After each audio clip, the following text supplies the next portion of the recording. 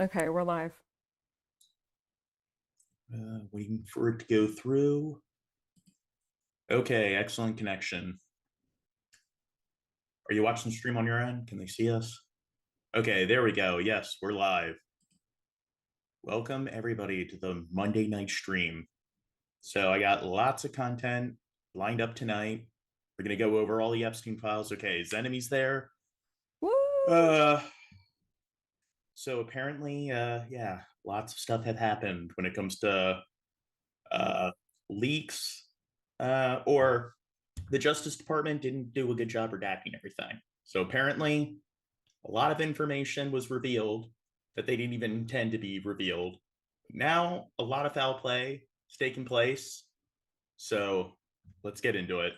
Tonight, questions for the Department of Justice around their initial release of the Jeffrey Epstein files. More than a dozen photos that were available on the DOJ site Friday have disappeared without explanation, including a photo of President Donald Trump, one of the few examples of Trump appearing in the document's release. NBC News has asked DOJ why the files were deleted and have not heard back. It comes as the Department of Justice released never-before-seen grand jury testimony, including from a witness who described how Epstein and his partner Ghislaine Maxwell lured her into their orbit. You know about Ghislaine Maxwell, her rich person prison? Oh, yeah. Weren't we talking about that last night? She does yoga. Yeah, and they have video games and TV and everything. God. Yeah. I don't know. Don't you think people who are more white collar criminals should be able to go to a more lavish prison? I mean, you don't want to throw them in with all the blue collar criminals. You don't want them to be shanked and everything. Unnamed victim recalling a situation in 2005 where at the age of 14, Epstein convinced her to give him a massage for $200. The massage quickly turned sexual, and she was told, quote, "The more you do, the more you make." Stories like this, a reminder of the horror of Epstein's crimes. Welcome to the world. Jesus Christ. Some saying at this point they feel like it's not enough. It failed in our book. We haven't received full transparency. It's heavily redacted, and it's an incomplete release of the files. Some Republicans, Democrats, and survivors are warning the DOJ that they're not living up to the law passed almost unanimously by Congress. The department says they'll release all the files within the next 2 weeks. An NBC News analysis of the material shows that in the first release, more than they've missed the deadline, which is pretty significant. So they're already technically breaking the law. 680 pages have been redacted. So no surprise at all that we saw heavy redactions from DOJ because they had a lot of editorial discretion in this case. But Congress believes they deserve an explanation and plan to keep the pressure on the DOJ to make sure everything that should be made public is. I do think there's more here, and it's worth more investigations to get to the bottom of this and put this to rest and respect the victims. And Ryan joins me now. Ryan, what, if any, recourse do lawmakers have who want to see all of the documents? Well, Pierre, in the short term, not very much. Independent groups and Epstein survivors could file lawsuits, but that could take months, even years to resolve. The real threat is if Democrats take control of Congress or the White House in the future, they could then go back and prosecute members of the DOJ who did not follow the law. Now, if they try to impeach Trump, and Trump actually does, impeachment, something a lot of people don't know, is that's just the process of removing the president. So, if Trump, the vote goes through and Trump is removed from office, do you think maybe he could get his Proud Boys to try to seize the Capitol again? I mean, maybe he did pardon them all. Didn't you say the Republicans aren't liking him as much? Well, yeah, a lot of that's why the law went through, because a lot of Republicans, Taylor Greene, turned against him, and they might be able to get that popular vote to impeach him. So that's something that a lot of people, during his first presidency, there were 2 attempts to impeach him. I forget what the reason was. They were kind of reaching the first time around, and that was just a couple years into his first term. But then it was at the tail end, right after he tried to get them to seize the Capitol, when he was just a lame duck at that point, where they tried to impeach him, which I guess that was more to just make a statement. Didn't really seemed like at that point, by the time the impeachment would go through, he'd already be out of office. But I guess he's already evaded 27 different felonies, so he was able to avoid prison in that extent. But here, it's like he's breaking the law again. So what will Trump not... Well, if he is found guilty, finally, or I guess found guilty for the 28th felony, do you think they'll just send him to the same prison as the same yoga prison? He's going to go to white collar prison. Maybe. Thank you for watching, and remember, Probably. He has money. The Trump administration is under scrutiny over how the Justice Department handled the release of files linked to convicted sex offender Jeffrey Epstein. The Justice Department released thousands of records. Trump banned taxes on tips. Democrats, reinstated the tax, Illinois. Yeah, I mean, aren't Democrats evil? Oh, he did do that? Oh, I remember when that was. Isn't it after a certain amount? That's kind of random, but.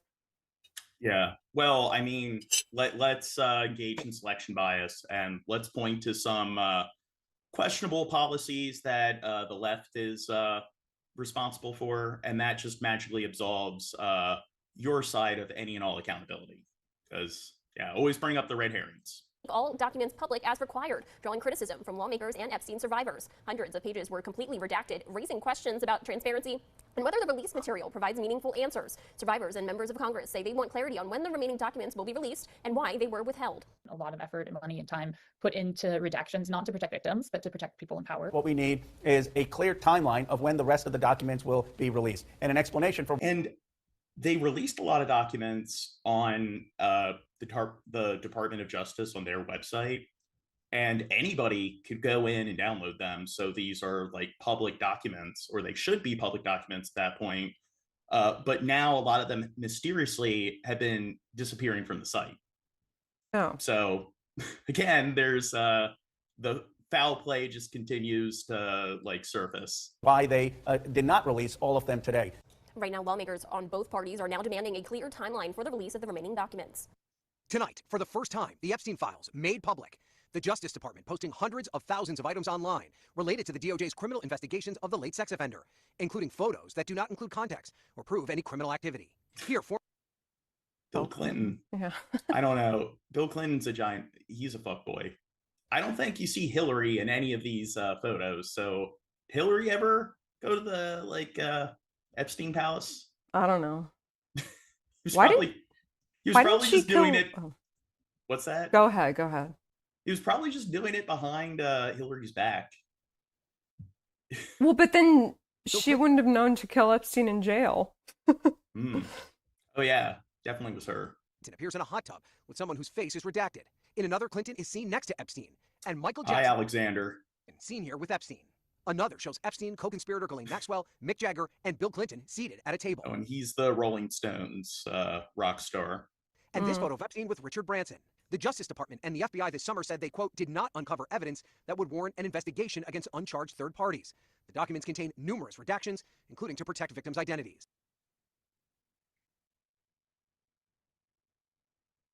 Maria Farmer was a professional artist. She was about 25 years old.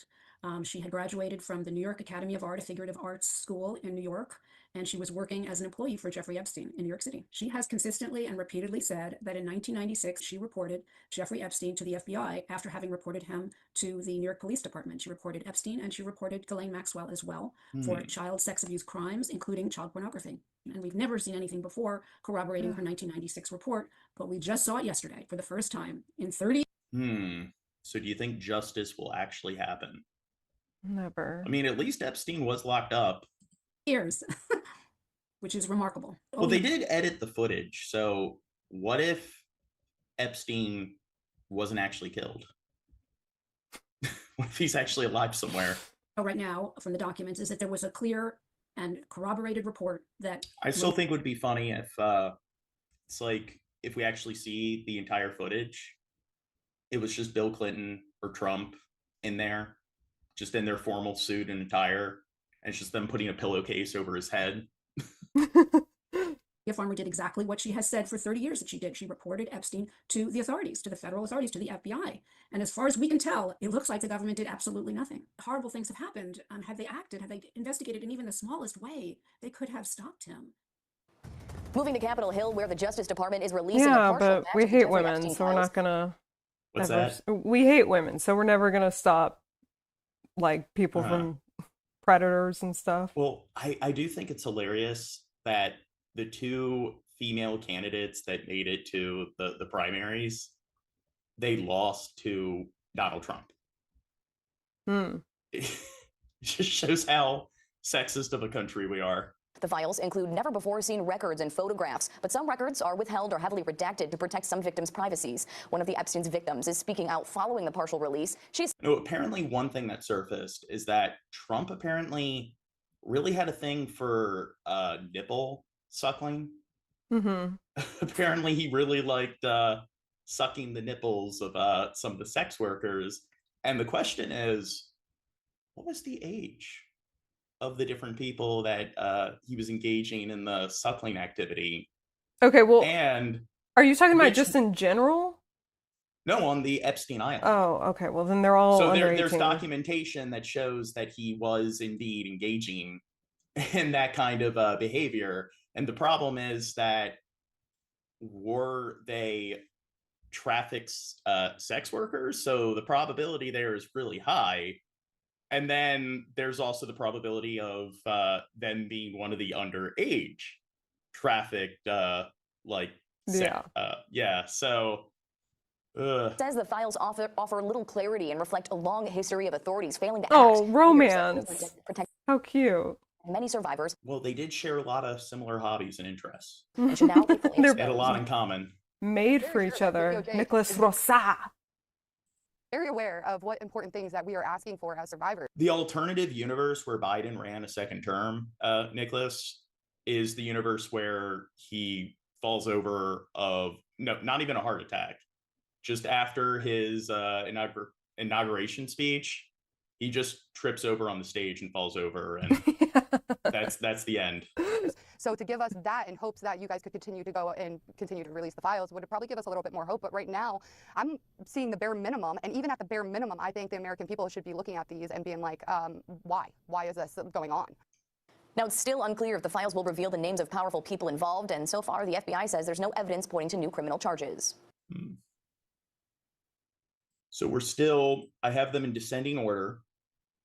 Terms of upload date. So this is 2 days ago. So we're going to get to a day ago and then to today. Justice Department's handling of the release of the files related to convicted sex offender Jeffrey Epstein. Now, the deadline to release the files was Friday. More than 500 pages were fully redacted, upsetting survivors, even some lawmakers. The DOJ says that they did not redact the names of politicians. But just today, they removed this photo from the Epstein files. It shows a number of photos on the desk of... Ooh, who's that guy there? We've seen that picture, though. That's Trump, Melania. Is Epstein and then Glenn? Yeah, but I don't know. Apparently, the guy in the middle here, that Trump? Oh, you're pointing at that picture. Okay. Jeffrey Epstein, including summer President Donald Trump. Now, it was one of the only photos of Trump in this batch of Epstein files. CBS News correspondent Willie James Inman has more. The Trump administration is facing scrutiny over the Justice Department's handling of the release of files related to convicted sex offender Jeffrey Epstein. Thousands of records were made public for Friday's deadline, but the DOJ did not release all documents as required by law. Hundreds of pages were completely redacted, prompting concern from both lawmakers and Epstein survivors. A lot of effort, money, and time put into redactions, not to protect victims, but to protect people in power. What we need is a clear timeline of when the rest of the documents will be released and an explanation for why. Well, here's the thing. They could have redacted them in a completely unbiased and honorable manner. So because I'm a Trump sycophant, that one. Could be that, therefore that. They did not release all of them today. But in a statement Friday, the White House insisted that by releasing the files, the Trump administration is the most transparent in history. And it's a hoax. The whole thing is a hoax. Following pressure within his own party, President Trump signed by... Well, he said it's a hoax, so therefore it is. ...partisan legislation calling for the release of all Epstein files. More documents were released Saturday, including what appears to be a 2019 grand jury presentation with a message that shows Donald Trump called Epstein. The call time is recorded as 5:18, but the message is not dated. No reason is given for the call. On Friday, President Trump addressed supporters in North Carolina, focusing on issues including the economy, but he also mentioned this week's strikes on ISIS targets in Syria. Okay, we'll get to that later. Tonight, some in Congress floating possible impeachment for President Trump over the Epstein files. The Justice Department failing to meet Friday's congressional deadline to release all the files and blacking out information on hundreds of pages. Mitch McCann reports for us. Oh, Epstein was a Democrat. Tonight from New York. Was he a registered Democrat, or is that just something that you heard other people say, so therefore, yeah, that one? It's laughable. Tonight, survivors of convicted sex offender Jeffrey Epstein and lawmakers outraged after the Trump administration released only some of the Epstein files this Friday. Out of the files that were released on the DOJ's website, most of the documents left heavily redacted. Congress is talking about possible impeachment. They're in violation of the law, and we will pursue every possible legal avenue. The threats of impeachment coming after the Trump administration failed to meet yesterday's 30-day deadline imposed by a new federal law requiring all documents to be released, passed almost unanimously by Congress last month. The Trump administration signaled before the release they would be unable to meet Friday's deadline. So it seems like Epstein is pretty moderate. Seems like he was giving millions of dollars to the Democratic federal candidates, as well as giving millions of dollars in donations to Republican candidates. So apparently he kind of had interactions with both parties. I kind of think he's an unprincipled person, so he really did not stand one way or the other. He just had friends in all places and was probably just donating in certain like fringes of the government that incorporated his buddies that he would engage in illegal sexual orgies with. Arguing they're attempting to protect the victims contained in the files, but Epstein survivors and loved ones of survivors say they've been left disappointed. All day we've been waiting for the release of these files and wondering if we're going to get something or we're not going to get something. So I feel like this was kind of another joke to string it along a little bit. I'm pretty disappointed at what has been released. I thought that this bill sort of alluded to the fact that we should be getting everything released. And so there's also this mixed feeling of what are we hiding here? I mean, out of the documents included in the files, most include photos of Epstein's island, his Palm Beach home, and photos with high-profile individuals from Michael Jackson to Mick Jagger. Even former President Bill Clinton seemed very much in Epstein's orbit, though nowhere to be found Donald Trump, and any information including the president's name redacted. Any Justice Department official who has obstructed justice could face prosecution in this administration or a future administration. Some legal analysts, though, arguing there shouldn't be any surprises here. If there was anything. Now, I'm thinking it's plausible that he will see impeachment. And I think that the most ideal scenario we'll see is that I don't think he'll be held to any level of accountability. I think he'll just step down. He'll do a Nixon. He'll step down before he's forced to resign. That could even be remotely prosecuted. I assure you, it would not be released because it would be used to bring about an arrest.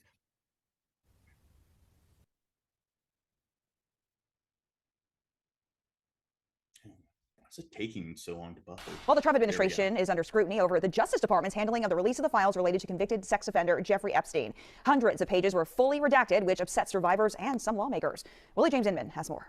The Trump administration is facing scrutiny over the Justice Department's handling of the release of files related to convicted sex offender Jeffrey Epstein. Thousands of records were made public for Friday's deadline, but the DOJ did not release. What's that? Yeah.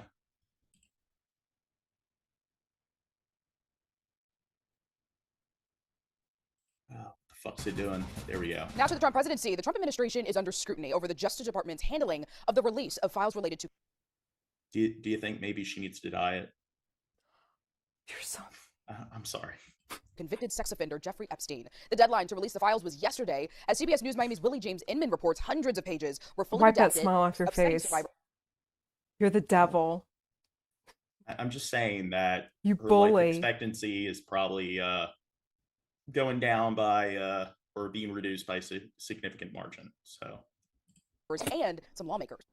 I care about the Trump people's administration health. is facing scrutiny over the Justice Department's handling of the release of files related to convicted sex offender Jeffrey Nope, Epstein. same. Thousands of records were made public. Maybe they'll say something different in the later half of this video.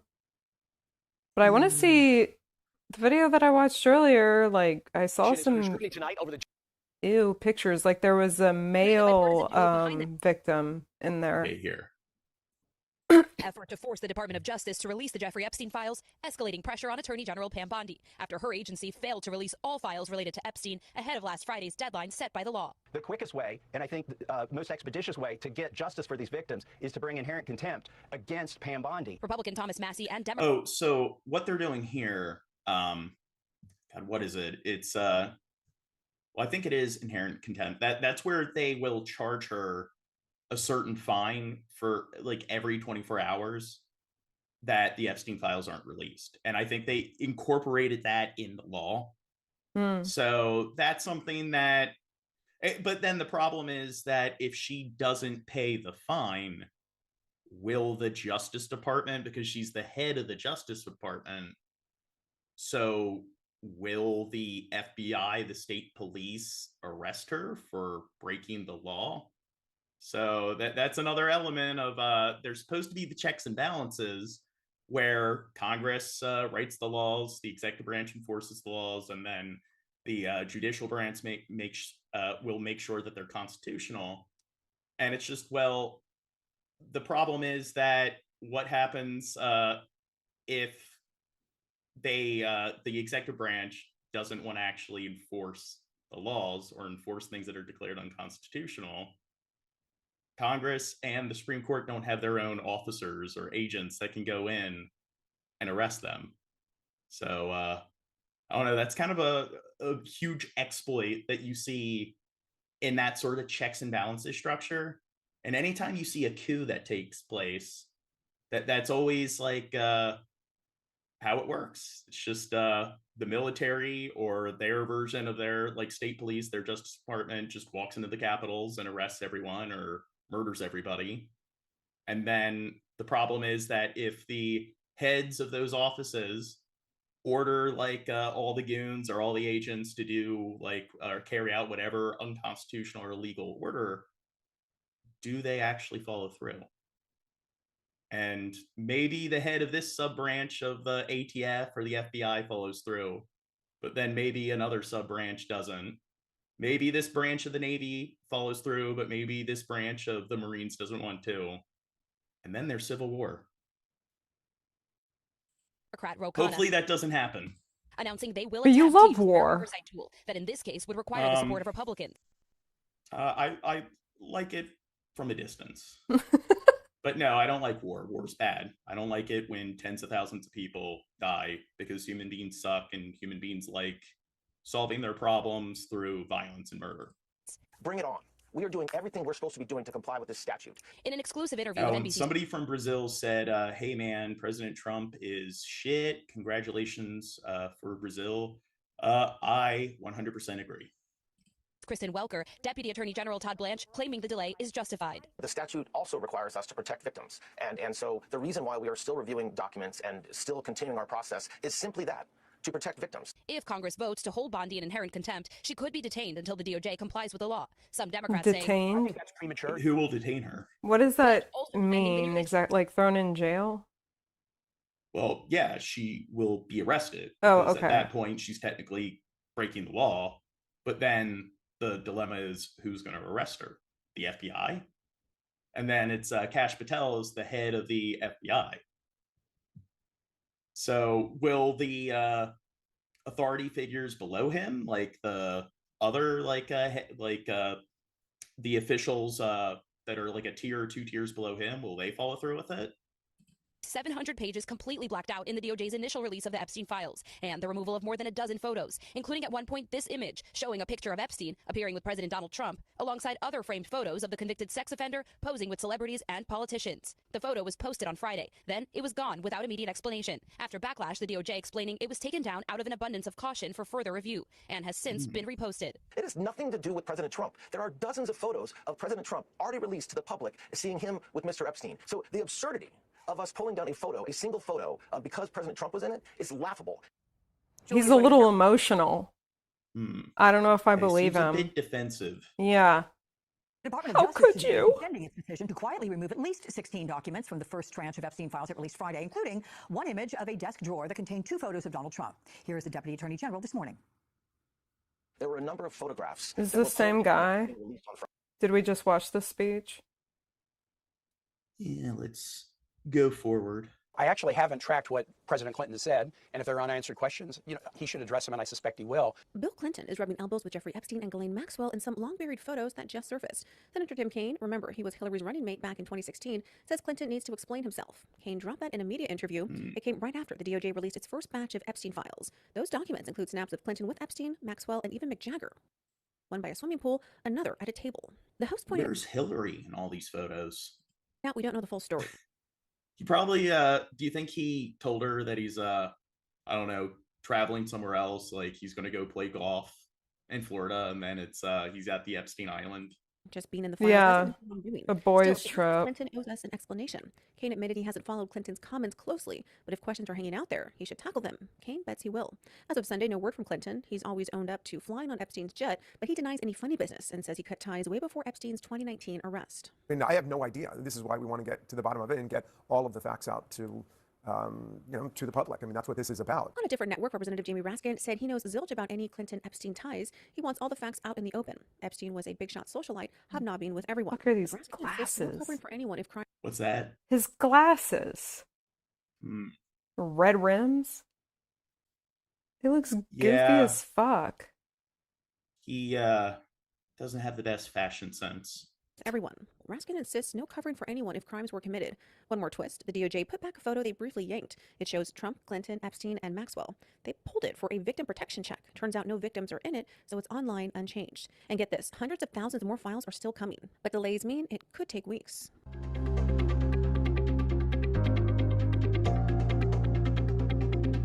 When I know Kevin Spacey, I think that one image and oh god, where is it? Yeah, I think that's Kevin. No, Kevin To the Spacey. right, yeah. Yeah. And do you know what kind of foul play he's engaged in outside of the Epstein Island? I forgot. He was Exactly. somebody was called out during the Me Too movement. Oh. And his defense is, wait, I can't be guilty of sexually assaulting somebody. I'm gay. So his victims were the same sex, but I guess apparently the laws of the universe don't allow that to happen. But we didn't get to see like really a satisfying end of House of Cards because he was arrested. So my thing is, couldn't they have at least allowed him to finish the last season of House of Cards before they locked him up? That's all you care about. Well, yeah. I mean, somebody else being a victim of some horrific crime doesn't affect me, but me not being able to see last season of a show I enjoy.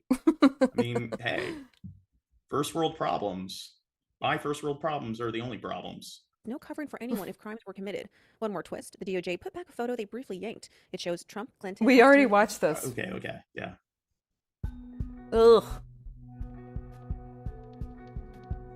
Okay, here's some new photos.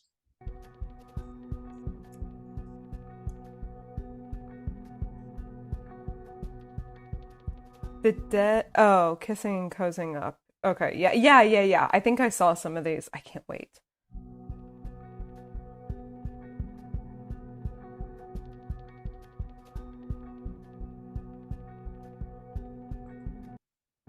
That's every time I see that picture, I think about like, oh, how could someone escape? But go back. Like, see the shore there? Yeah. It's all rocky. It's just not convenient to escape. So, do you think when Trump was at the U.S. Virgin Islands, do you think he knew that he was actually still in the U.S.? Or do you think he thought he was in a different country? Oh, well, it does say U.S. Virgin Islands. So maybe he thought he was in the U.S. But apparently, he had to be told that the Virgin Islands are part of the United States during his first term. Right. So Oh, I did thought it know was... that Puerto no, Rico? he knew Puerto Rico was part of the U.S., but he didn't know that the Virgin Islands were part of the U.S. And he's actually traveled multiple times to the U.S. Virgin Islands. Little St. James Island. Is that a baby? Or how young is that?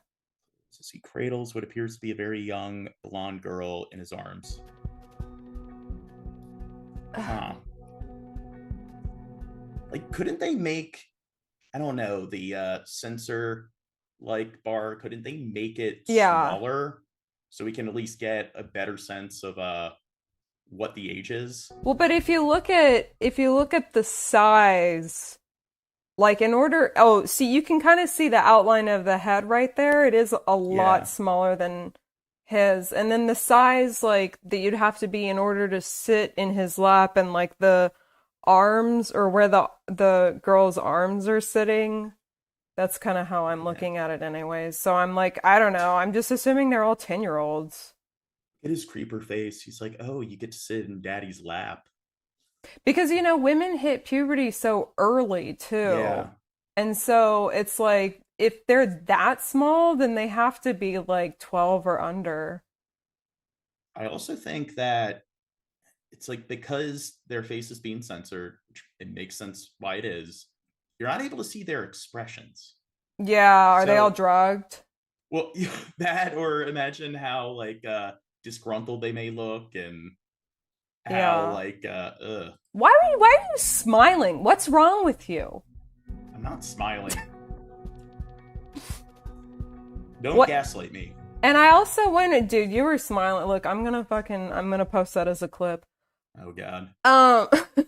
Well, no, I wonder if that's also what they like about not consensual stuff, is that they're like resisting, you know, and they're like unhappy with it. Like, ugh. He's just holding her down. It's like the seatbelt doesn't extend where it can buckle them both in. So he's got to, I don't know, he's got to act as a secondary buckle.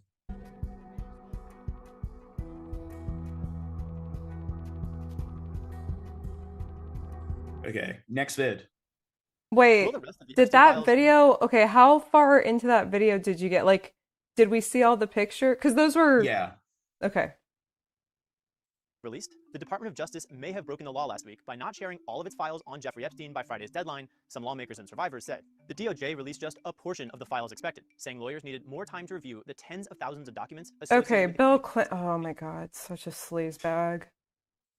Notably still missing FBI interviews with survivors and Justice Department memos on decisions. So... Oh, here's a new one. Is that Prince Andrew? Sorry. Yeah, he was likely cheating on Hillary. Well, he's always cheating on her, isn't he? Yeah. Like Monica Lewinsky was actually put on like the impeachment trial because he lied under oath. Oh. And then you had the famous line during like the trial. It's like, it depends on what your definition of is. Around criminal charges. Many documents released Friday, including photographs, contact lists, and case files, were heavily redacted. The DOJ says those redactions were to protect identities of survivors, but critics accuse the DOJ of protecting the reputations of certain politicians. At least a dozen images released Friday appeared to be taken down by Saturday. That includes an image featuring a photograph of President Donald Trump, which was ultimately restored on Sunday. The Justice Department said these images were flagged as potentially exposing Epstein survivors. Oh, it's lagging. Defended the partial release, in some cases. It is. Yeah. Well, here, I gotta pee, so talk to the chat. Oh my God. I don't know what to I don't know if it's like if I stop playing it and then play it later, it might stop lagging. Well, are you just gonna restart it? Like, or I gotta restart sharing, and if this keeps happening with Zoom, then maybe you should just use another like program. But I'll be back. Okay. He drank a bunch of stuff that's making him pee. That's what's going on here. He took his B12 shots and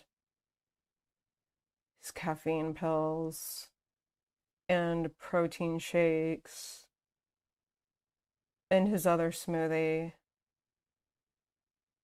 It's real smart to drink all that right before stream so he can interrupt it and, you know, pull a Shabisky, basically. Almost everything you drink makes you pee. So, war crimes? What war crimes did Gene do in Civ 6? Oh, I don't know. I started playing that, and, like, obviously I suck and I don't know what I'm doing. So I'm not, like, entertained by it yet. Can anything work? Because I think you were playing with him, Zenemy.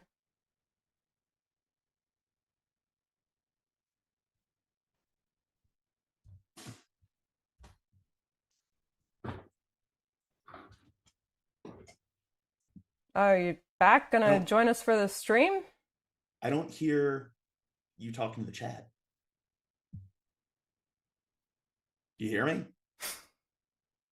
I don't hear you talking to the chat.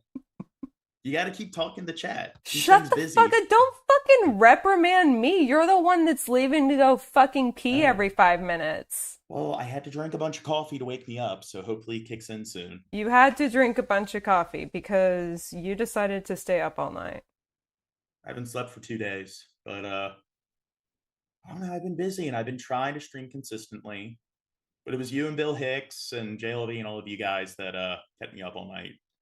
Directly replying It to was reporters you. about the Lagging? discrepancy. Still Here's lagging? Deputy Attorney General Todd Blanche on It's NBC's good. Meet the Press. The reason why we are still reviewing documents and still continuing our process is simply that, to protect victims. Epstein victim Marina Lacerda told the New York Times that victims have been, quote, let down by the release. So what happens now? Legally, the Justice Department is supposed to release the rest of the files, but the timeline is not clear. The Justice Department says it will release more files, but hundreds... So when it comes to censoring them or redacting them to protect the victims, it's just, are like Congress, are they not able to look at the files and without them being released to the public? I can understand redacting them in order to release them to the public, but it's just, why don't they allow maybe send in like 3 or 4 people to audit the process, so 4 people from Congress to go in and supervise it, and they're able to see what's actually in the files themselves. So even though like the names or the images won't be released to the public, or at least released to the public without being redacted, somebody is still able to see what is and isn't being censored out in order to eliminate foul play. Thousands need to be individually reviewed. They're and like potentially redacted. fucking brothers. That answer has not been good enough for What's many that? lawmakers. Bill Clinton and Epstein are like brothers. Yeah, they're bros. Including those Bros before hoes. who authored the bill forcing this release. Democratic Representative Ro Khanna and Republican Representative Thomas Massie spent the weekend calling on the department to follow the law. Khanna joined the PBS NewsHour on Friday. I've been very disappointed with the partial See, nature Gene, of the they're, release. I was talking about Civ 6 with them. Oh. I don't know. I think that's too off topic because now the views have gone down. Less about, is this a full release, and more about the quality of the release, and what are they hiding? In a letter to Congress, Blanche said the DOJ should be able to produce the rest of the documents by the end of the year. Still, Khanna and Massie are considering legal actions to hold the DOJ. By the end of the year, we got like, Alternative action. What's what? that? By the end of the year, we got like 9 days. Yeah. But still, they've passed the deadline, so they technically are breaking the law.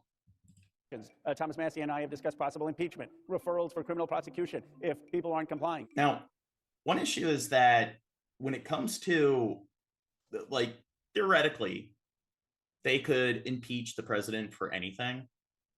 So I think that there isn't even like any rules established where they do have to do something illegal. I do think Congress can just impeach the president whenever they choose.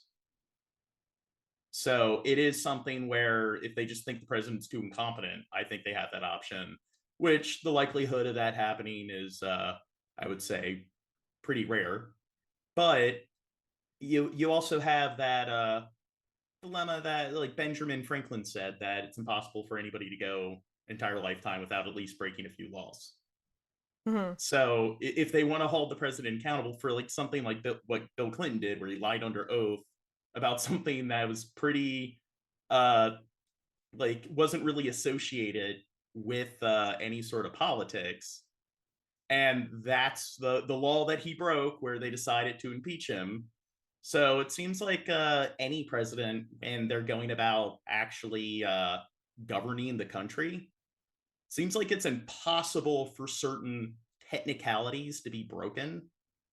So there is that system where if they want to find something illegal to hold a president accountable for, even like if that was the case where they have to break the law, I would say that they pretty much can just impeach any president whenever they want to, because I think every president is breaking countless laws just accidentally. I think there's so many variables involved with like all the national and international politics and all the different bureaucracies that are part of the federal government, that I don't know, how many laws do you think you'd break if you were the first female president?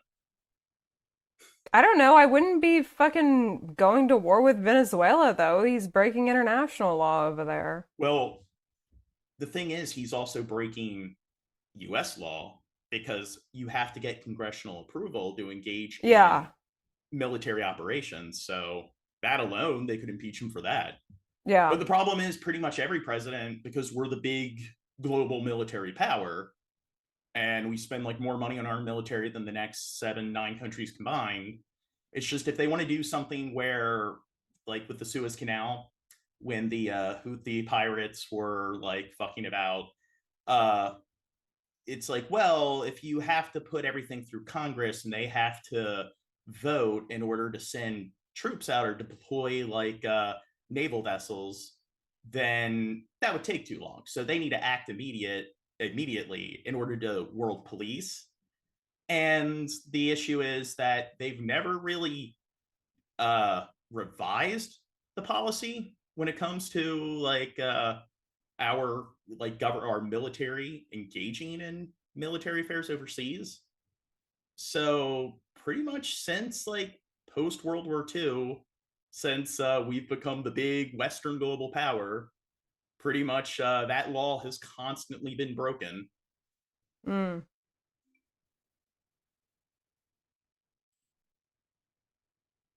joining me now here on set, Epstein survivor Danielle Bensky. Danielle, it's good to see you. Oh. I just had a chance to read through the statement that you and 18 other survivors signed. It is powerful.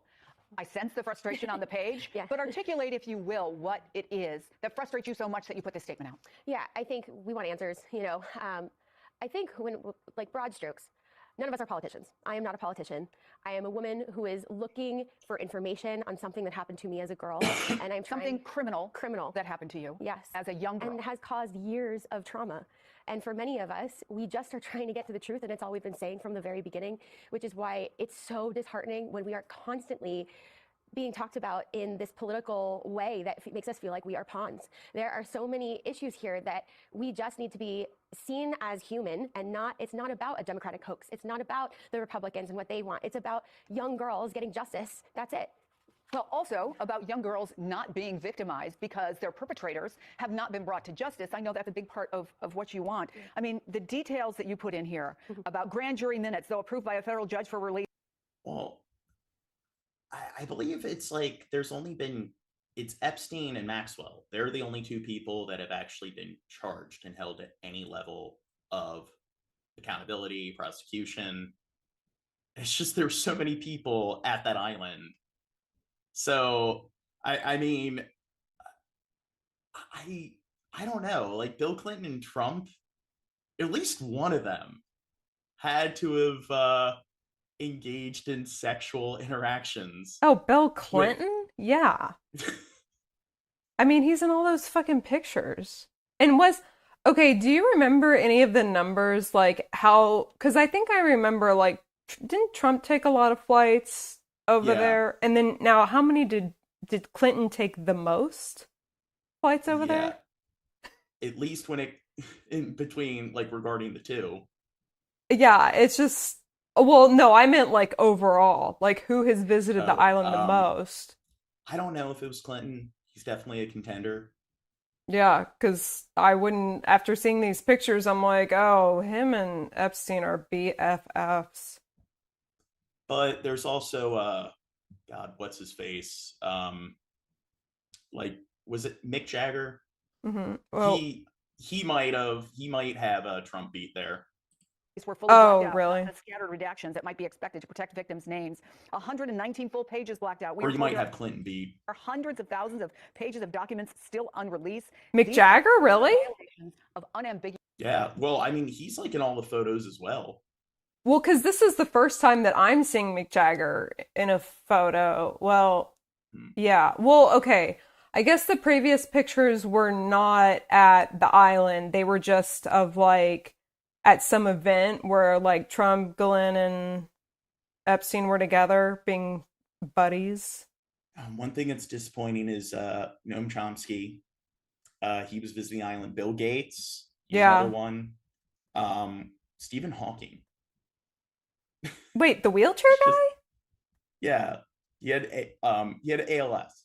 Yeah. Since his 20s, he's been confined to. He was on the island?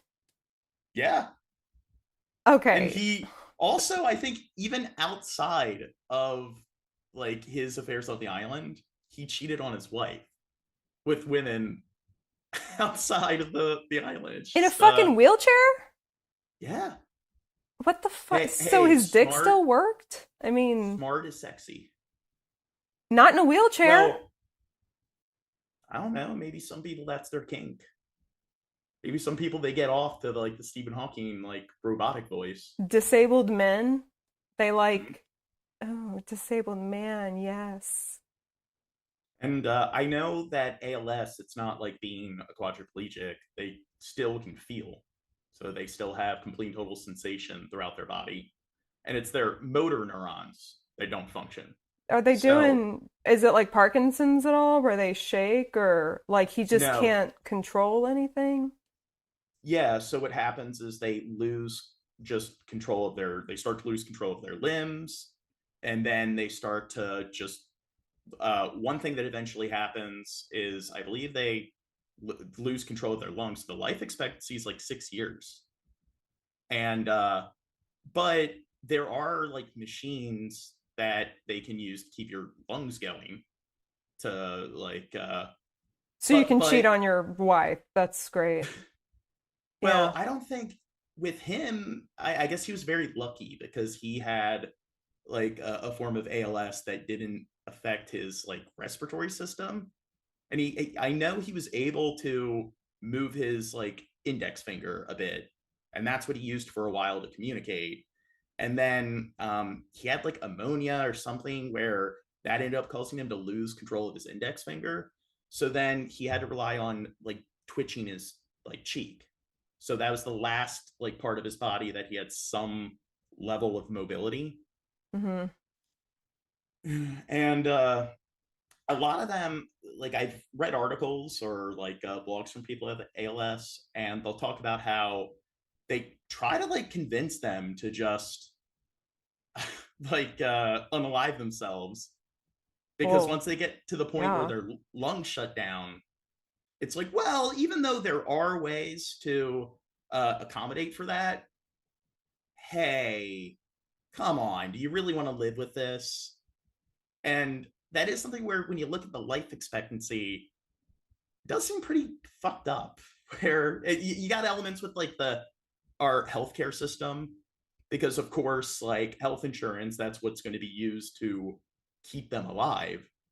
So that is a weird thing where it's just even though they can live much longer than what is pretty much proposed, it's one of those rare conditions where they will formally be yeah, you should just let yourself die. The insurance company, or just who? In general, the medical doctors, But how are they supposed to do that if they can't even control their hands or anything? What do you mean? How are they supposed to off themselves? Well, no, they're told that they should just accept it, allow their lungs to shut down, and Oh, and die like that? No, thank you. At least make it fast. Yeah, Or get me high before I die. That's probably what they do when their lungs start to shut down. They probably go to the ER, and they probably do give them some kind of medication to numb the pain. Yeah. If there are one or two things that you demand to comply with this unambiguous law, what's missing so far, Danielle? Well, just communication across the board has been so lacking. The DOJ has really not reached out to survivors. We don't have our files still from the FBI. I mean, even just the way, this was a deadline, not a slow rollout. This was meant to be a deadline where we could search and go in and find what we were looking for, and instead we just haven't had it. And it feels intentionally careless. It feels like another way that the system has failed us.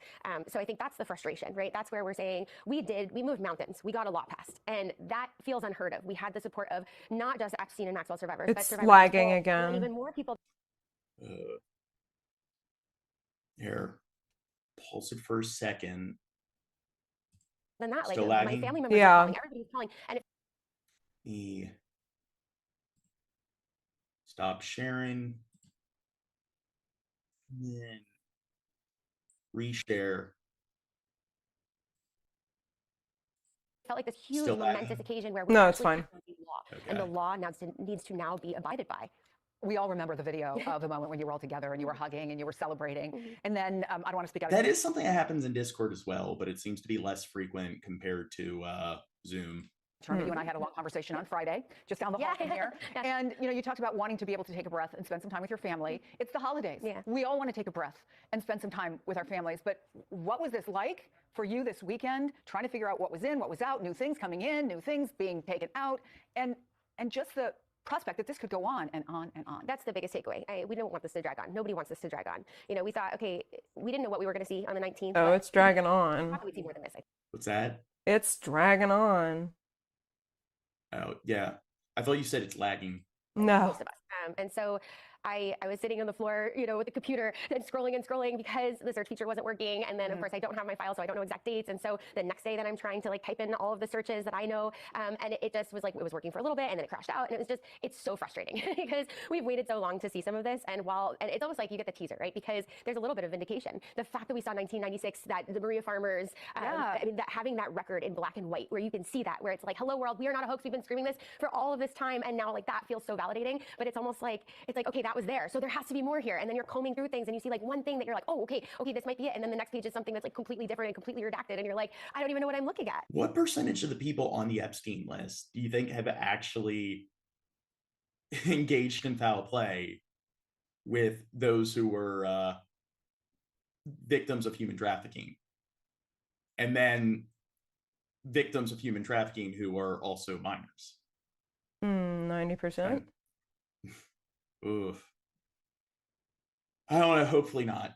So I just think the communication has been really lacking, and there just needs to be more transparency with how survivors can find their information. I don't want you to speak beyond where you might be comfortable. But is there one thing about your story that you were looking for that you haven't found yet? Well, I started with the most baseline thing. I know that I was subpoenaed in 2008, and I also know that I spoke to a special agent at the FBI in 2019. So beyond getting into my own file, those are dates that are hard dates that I knew of. So I was like, okay, I type in the agent's name, right? And nothing came up that first day. And he's like, that was an agent who spoke to many people in this case. So I just wanted to start somewhere that was broad strokes, and I couldn't even really get that. I want to ask you about Ghislaine Maxwell. When asked why she was moved to a different prison camp, here's what Todd Blanche said. Prison camp. The institution she was in, she was suffering numerous threats against her life. So the BOP is not only responsible for putting people in jail and making sure they stay in jail. So I don't know why, but prison camp sounds worse than prison. And I don't think where she was sent was worse compared to where she was located prior. Also for their safety. Yeah. And so she was moved. She is in federal prison. She was in federal prison before. She's in federal prison now. She's doing 20 years because she was convicted. And the fact that she might be moved to another institution tomorrow if security requires it. So I do think that certain prisons should be harsher in terms of what privileges people aren't allowed to have, how mundane your daily experience is in terms of what kind of crime you committed. I think people who are in prison for less significant crimes should definitely okay, they don't need to be locked in a cell all day staring at nothing but cinder block outside of the jobs that they have them perform. Now, I don't think anybody deserves to be a victim of solitary confinement. I don't think anybody deserves to be a victim of prison rape. And I do think they need to separate violent criminals from non-violent criminals. But I don't think they should have your sort of lavish sort of estate prisons where it's just a retirement home or a getaway home that happens to have a fence around it. And a lot of Northern European prisons are somewhat structured that way. There was some controversy. There is that it was in Norway. I think it was the most deadly mass shooting compared to any country. I think it even surpassed any U.S. mass shooting.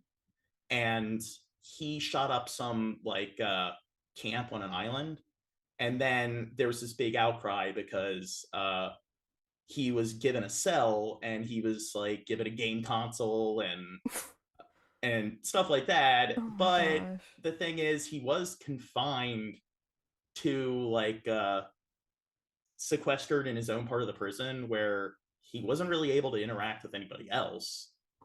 And it's like, okay, still being punished, but it's like, how much should a person be like tortured when they go to prison? And I mean, there is that level of vindictiveness. Like if somebody murders a lot of people, if they engage in like pedophilia, it's like some people are like, oh, I don't care if like they get the shit beaten out of them in prison. But then other crimes, it's like, what if somebody like robs a liquor store? It's like, I don't think I think, okay, confine them to some kind of facility, have them engage in a lot of like mundane work, making license plates for a decent amount of hours of the day. But I don't think that, hey, they need to be staring at a blank wall for several hours a day. Give them some reading material. Like give them productive things to do. I know some people are upset that they'll give prisoners access to like online courses. And it's just I didn't know that. Yeah, and they do need to spend more time on corrections as opposed to discipline. But then there's also, if somebody comes from a more disadvantaged like sort of background, I can understand why it's like, you know what, they're kind of a victim to some extent. They got the raw end of the deal in terms of the environment they were born into. So they're definitely more deserving of being provided with more corrections as opposed to discipline. But the irony is, it's the rich, bougie, white-collar criminals that are definitely can be held to a much greater level of accountability when it comes to knowing right from wrong. And yet they're the ones that are sentenced to your sort of vacation home prisons. Because the world is just. Does that make sense to you? No, it doesn't make any sense to me because we know that she's been playing with puppies. We know that she has access to things. Playing with puppies? Nobody should have access. I don't know. You don't think maybe that's like part of the prison labor? She's got to like train the puppies and stuff. She's a criminal, and yet she's having like meals cooked for her, so it doesn't feel acceptable. That's insane. Danielle Bensky, thanks so much for. Yeah, you should have to go through like eating shitty food, and like you should have to go through like the little things in life, like I don't know, the toilet not being comfortable. So it's like, okay, yeah, I really like it to not be in prison. Do you think they should be waterboarded? That makes me think of Ozark. I don't know. They need to. That's what the cartel does. There needs to be at least 5 minutes waterboarding a day. A day? Yeah. When they wake up after breakfast, waterboarding, and then before they go to bed, waterboarding. Therefore, you can make the like people on the far right that want everybody to be tortured in prison, make them happy. Coming in. Give them water PTSD. Thank you so much. The Justice Department released a new batch of files related to convicted sex offender Jeffrey Epstein earlier today. Our CBS News team is hard at work pouring through thousands of printed documents, photos, videos, audio recordings, and more at this hour. I want to bring in Charlene Richard. She is an Epstein survivor that is sharing her story with us tonight. Thank you for joining me, Charlene. I know that you've only recently started sharing your story and experience with Jeffrey Epstein, so I know it is still very raw and hard to talk about it. How did you first get connected with him as a young model at the time? I was modeling in New York, and a friend of mine suggested that I meet Jeffrey, that I would have some more opportunities, and it started from there. Basically, I went to his New York home, and he gave me a book on how to give massages, and I thought I had a job. I know the memories must be haunting. Some of these documents we are now seeing are heavily redacted, and some of the materials are already in the public domain. Is this holding Epstein's associates accountable in this release? Is it sufficient? Well, this is a step, but it's not sufficient. Transparency means timely, complete disclosure, not partial release or delay like we've had. We were given a clear expectation under the law, and when information is withheld or delayed, it undermines trust, and it honestly re-traumatizes survivors. And transparency isn't just about releasing some information, it's about following through fully and clearly as promised. Obviously, you're holding on to very private information, and that would be names. So There some was people Mick have asked survivors. Jagger again. to release names and want to know the list. But can you explain and touch on the reasons why you don't share those, for fear or for litigation? I mean, there's a whole list of reasons why you don't. Exactly. It's exactly what you said. There's a lot of fear with releasing names. It's also some of the girls are in litigation right now. And if we say a name, that person could sue us and we could lose our house, our home, everything we have just by simply saying a name. So we have to keep those close to us. Have you had some of those threats in the past? I haven't personally had any threats, but I do know some of the other girls have. So every time that you're in the headlines and we're talking about releasing information, I can only imagine that there's disappointment because there's not enough transparency? That's correct. Yes, we really are doing this for transparency and for the public and for us as well, so that we can trust the justice system. All right, Charlene Richard, thank you so much for sharing with us, and we'll certainly circle back as more developments continue. Next vid. The top Democrat in the Senate is moving to force the Department of Justice to release all of the Epstein So files. now we're 7 hours ago. Okay. What's that? I said pause it because it's like, I don't know if it was lagging again. Okay, what? It's in a resolution. It's Minority still Leader Chuck lagging? Schumer says he It's is fine. inducing as he accuses the Trump administration of Well, now we're 7 hours ago. So I do know in the last several hours, there's been a lot of really notable, like, leaks to the public. holding evidence in Or violation of the reveals law. to the public. Remember, the DOJ just released a trove of documents related to Epstein after bipartisan legislation compelled them to hand over the records, but only a portion of its investigative files on Epstein and his co-conspirator Ghislaine Maxwell were actually released, including pictures of former President Bill Clinton. A spokesperson for the former president writing in a statement late today, quote, "What the Department of Justice has released so far and the manner in which it did so makes one thing clear: someone or something is being protected. We do not know whom, what, or why," end quote. The Justice Department has not returned our request for comment. Let's bring in NBC's Sahil Kapoor. So, Sahil, help us understand these allegations from Chuck Schumer and what could happen next year. Well, Senator Schumer is trying to crank up the pressure on the Trump administration over the Epstein files by threatening to force a vote to take legal action against the Justice Department for what he calls a blatant disregard of the law that overwhelmingly passed Congress. Schumer says, quote, "The law Congress passed is crystal clear. Release the Epstein files in full so Americans can see the truth. Instead, the Trump Justice Department, dumped redactions and withheld the evidence. That breaks the law," end quote. He's echoing criticisms from the authors of this law, Tom Massey and Ro Khanna, as well as Epstein survivors, who say the DOJ is in violation because this is merely a partial release of the files and it contains heavy redactions that critics say are unjustified or even illegal. Now, the law is vast in its scope, requiring a complete release of all Epstein documents and investigative materials with limited basis for withholdings, largely to protect victims, and it explicitly prohibits redactions to shield a public figure from embarrassment. Now, Ellison, in terms of what's next, Schumer says he'll force this issue after the Senate returns from the holidays in 2 weeks, and meanwhile, Massey and Khanna are pushing the House to use its own enforcement authority, known as inherent contempt, to fine AG Bondi. It all points to a growing backlash over the DOJ's handling of this issue, with the implication being that there's some sort of cover-up here, which the department, of course, denies. So I guess one of the questions here is, will this still be relevant in 2 weeks? The Justice Department has said they will release the rest of the files before the end of the year. Do we know exactly when we could see more?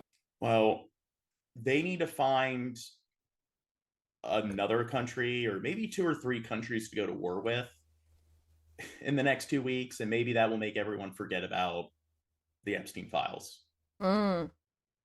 So I don't know, maybe if Trump went to war with Israel, that would create enough noise to distract from this. Well, the Deputy Attorney General, Todd Blanche, has said he expects the DOJ will release additional documents over the next couple of weeks. He didn't provide a more exact timeline than that. The authors of this law say they have no legal authority to delay. Israel and Saudi Arabia. What if, like, Trump's like, you know what? Putin probably has all this blackmail on me.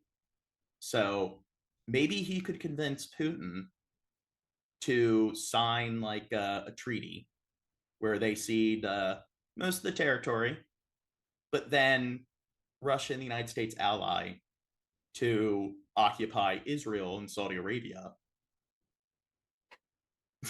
And then it's like, hey, he overthrows, like, the IDF and Netanyahu, and they're going to occupy Israel and try to make sure that there's notable peace to follow through with a 2-state solution. Maybe get China into it, like, in on it as well. I don't know. Maybe that would make everyone forget. And they haven't justified the need for this extension. We have, however, seen some shifts in the posture of the DOJ. They got to occupy Saudi Arabia to stop them from committing all the war crimes against Yemen. And also to make sure women in Saudi Arabia are no longer house slaves and have equal rights to men. That's what we're going to do, or what Trump is going to do. I mean, to be fair, that idea I just came up with, it's like, if he actually did that, probably would win a lot of Nobel Peace Prizes. He would solve the issue in Ukraine, give Putin something to, like, collaborate with, and then he would solve the issue between Israel and Palestine, and I don't know, It would maybe just, it'd all be that easy. yeah. Well, I mean, I don't know. It's probably going to take like a year or two of like operations and everything and collaboration. But at least as it's seen follow through, people will forget about everything else. In one case, they'll forget about the Proud Boys. They'll forget about the January 6th riots. They'll forget about the Epstein files. Document totaling 119 pages that was completely blacked out before responding to a backlash by re-releasing it with minimal redactions. And President Trump's name is rarely mentioned in these documents, which is a contrast to his heavy presence in separate Epstein documents obtained by Democrats on the House Oversight Committee. Finally, Allison, the law gives the DOJ 15 days from the release of the files to report to Congress, summarizing all the withholdings and redactions, justifying them as well under the law. Allison. Sahil Kapoor, thank you. We thank you for watching, and remember, stay. The Justice Department released more of its files on convicted sex offender Jeffrey Epstein over the weekend after the Friday deadline Congress set for releasing all of the files. Justice correspondent Scott McFarland is following the Epstein case. The weekend release of more Jeffrey Epstein case files hasn't extinguished the political fire engulfing the Trump administration. 5 hours ago. I believe they're trying to protect rich and powerful people who are involved or involved in the cover-up. Democratic California Congressman Ro Khanna says the Department of Justice, which released several photos of former President Bill Clinton, is flouting the law by releasing only a fraction of the Epstein files. Oh, you should pause on these photos. He does look pretty stoic here. Not that one, but the fucking Epstein photos. Just imagine him. He's like in front of the lectern, just staring down the Capitol like, I'm going to get you, Trump.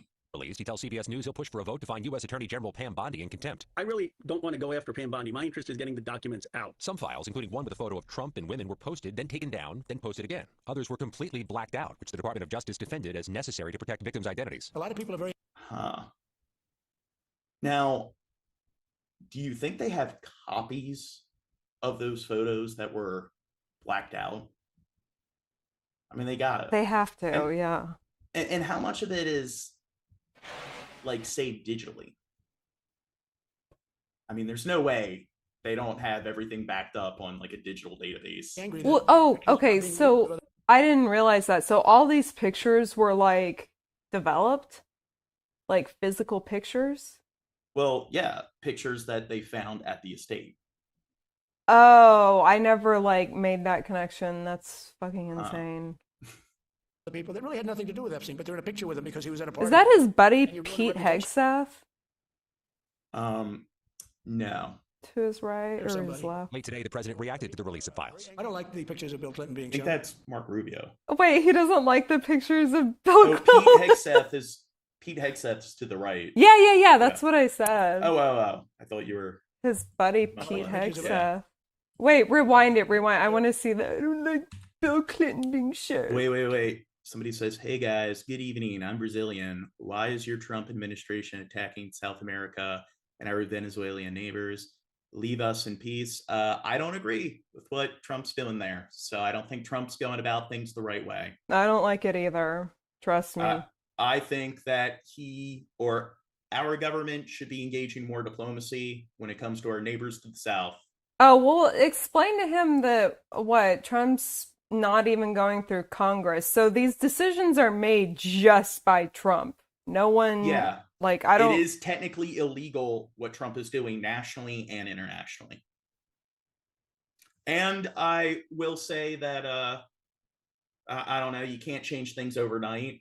And people on the right, they seem to enjoy just immediate, instantaneous sort of solutions. And that's not how the reality works.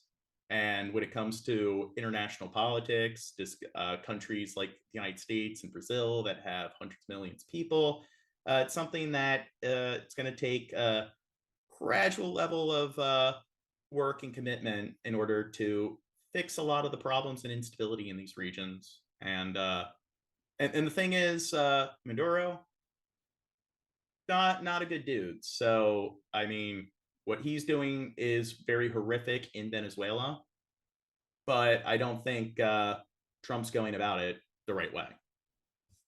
Trump just wants to appoint some other dictator who, unlike Maduro, Oh, will in Venezuela. suck America's dick, but I don't think they really care about the well-being of people in Venezuela. Well, yeah, because the country's just going to be fucked up if, like, they get Maduro out of there. At a party, and you ruin the reputation of somebody. Late today, the president reacted to the release of And somebody says they like Trump's immigration policy. Oh, well. I don't agree with that either. I thought initially they were talking about their like international policies, and the problem there is, well, didn't Trump campaign on not engaging in foreign affairs like militarily? And he definitely hasn't followed through with his promise. But hey, who cares about consistency if you're a MAGA sycophant? I don't like the pictures of Bill Clinton being shown. I don't like the pictures of other people being shown. I think it's a terrible thing. Among the documents causing alarm, a 1996 report confirming Epstein survivor. Why is it terrible, Trump? Investigated for possession of child pornography. I think seeing this evidence just begs the question of why was nothing done? This is not a small crime that she was reporting. Child pornography. Farmer's sister, Annie, spoke to CBS News. We will continue to put pressure on, and that there are so many people that are invested in the truth of this case coming to light that sooner or later it will. The Department of Justice did not respond to requests for comment, but CBS News has learned a group of Epstein survivors are planning to come back here to Washington to the Capitol in January to press on Congress and to try to intervene if the full files aren't released in short order, Jerica. Growing backlash over the Jeffrey Epstein files, the Department of Justice missing a key deadline to release all of the Epstein photos and documents. Now, U.S. Attorney General Pam Bondi is under fire, facing a bipartisan threat of legal action from lawmakers pushing to have her held in contempt. And tonight, the new response from a spokesperson for former President Bill Clinton. ABC's Jay O'Brien reports from Capitol Hill. Tonight, growing backlash after the Department of Justice missed the legal deadline to release all of its Jeffrey Epstein files. Members of Congress from both sides of the aisle now threatening legal action. The two congressmen behind the... Now, we are getting a lot of viewers from Brazil. Brazil? Yeah. Okay, wait, is that Bolsonaro that was... Or who is Brazil? What's the deal? Well, they were posting the Brazilian flag in their... Well, no, but who's... Because, okay, Trump... Why did Jessica take away their messages? Trump pardoned that one, I think it was South American president that was like doing money laundering and getting cocaine into the U.S. And then wasn't there... Okay, well, let me just Google it. Oh, wait. So they said that for us Brazilians, it seems that the Trump administration wants to steal Venezuela's oil and resources. And this is a consensus among 80% of Brazilians. You are 100% correct. That is exactly what it is. And I don't know if it's 80% of Americans that would agree with that, probably like 50%, but that is a popular opinion. And even the Trump administration, it's just, it's their stockpile of oil. That's what they're interested in. It's all about fucking oil. So they don't care about human rights. They don't care about like diplomacy. And Maduro is like a disgusting dictator. So you look at the well-being of the people in Venezuela. I mean, there's even famine going on in Venezuela.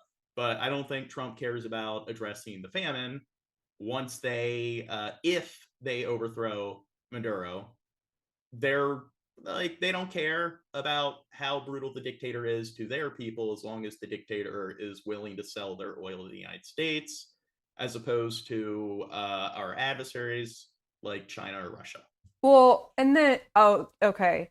Yeah, Trump was recently, okay, so Trump is exposing himself now that I think about it, because for a while he was like attacking the drug boats, being like, you know, they're getting drugs into the country, but now he's saying that that oil is actually ours in Venezuela or whatever. And so it's not about like the drugs, it's about getting the oil from Venezuela or whatever. I have an idea. So China tried to lay claim to the South China Sea by building artificial islands. So Trump's already like renamed the Gulf of Mexico to the Gulf of America, which he should just go all out, call it the Gulf of Trump. But he should try to rebrand the Caribbean Sea to the Trumpian Sea and just build a bunch of artificial islands. And there you go. Now it falls within your maritime borders. So maybe you should do it China.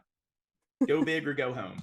New law forcing the Hold release of the on. finals. He said something. Bolsonaro was the worst president of Brazil. He tried to overthrow our democracy and was convicted for it. Okay. Now, isn't Trump liking Bolsonaro though? Well, yeah, he was viewed as the Donald Trump of Brazil. Oh, okay. Okay, they're buddies. Yeah. Okay, yeah. And there are a lot of similarities in terms of how Trump tried to overthrow Congress, like during January 6th. So there's a similar incident in Brazil when his term was up. And then also COVID. Both Trump and Pizarro handled COVID in a very similar manner.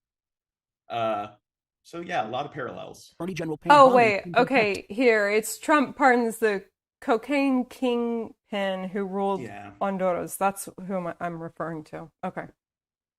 And one thing, a lot of people on the right, when it comes to drug smuggling in the country, and they like to look at most countries in South America as just cartel states. But the problem is that cocaine is a rich person's drug. And the country that, at least on the black market, that purchases the largest amount of cocaine is America. So it's like we're the country that's producing the demand.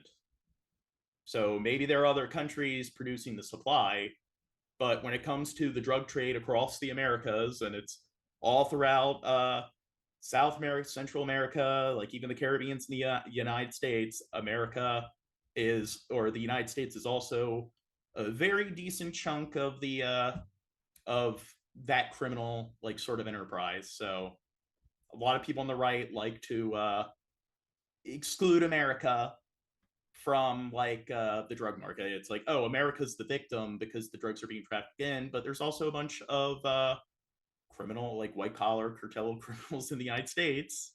Well, I mean, they're our neighbors. Australia's not going to create the demand. They're all the way over there. There's a European Union and an African Union. Why isn't there an American Union? I mean, there's NAFTA, but I think we need an American Union. They're flouting. But no, tariffs, that's what we need to do, isolate ourselves. We need to build a wall around the entire country. We need to just exclude ourselves from the rest of the globe. And the letter of the law. It's very troubling. Works for North Korea, so we just need to become a hermit state. Posture that they've taken. By law, the DOJ had until last Friday to release all of its Epstein-related records. And yes, Jess says, make it legal and the black market will dry up. It's an argument I keep making. That will probably be, in terms of doing the largest amount of damage to the cartels in the shortest amount of time, just legalize it. Then they can tax it.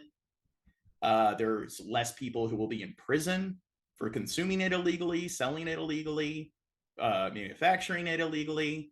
So it's expensive to hold people in prison. It's expensive to have law enforcement agencies that are investigating and apprehending people.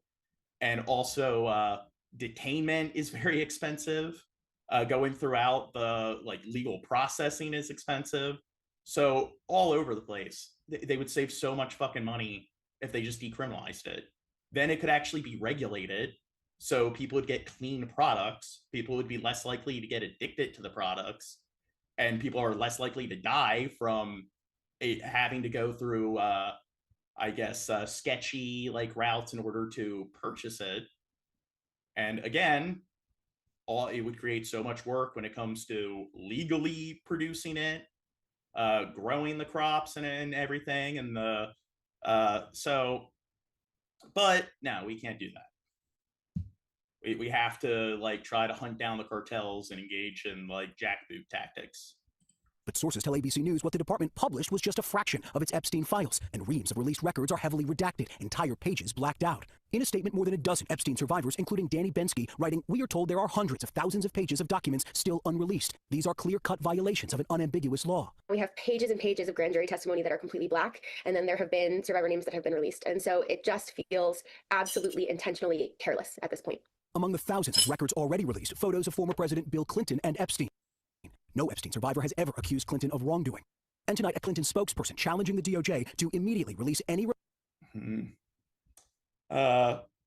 you think he's going to be the next president to go? Kick the bucket? To die? Yeah. Well, Carter recently passed. And George Bush Sr. How old is he? Well, I think he's in his 80s, 90s by now.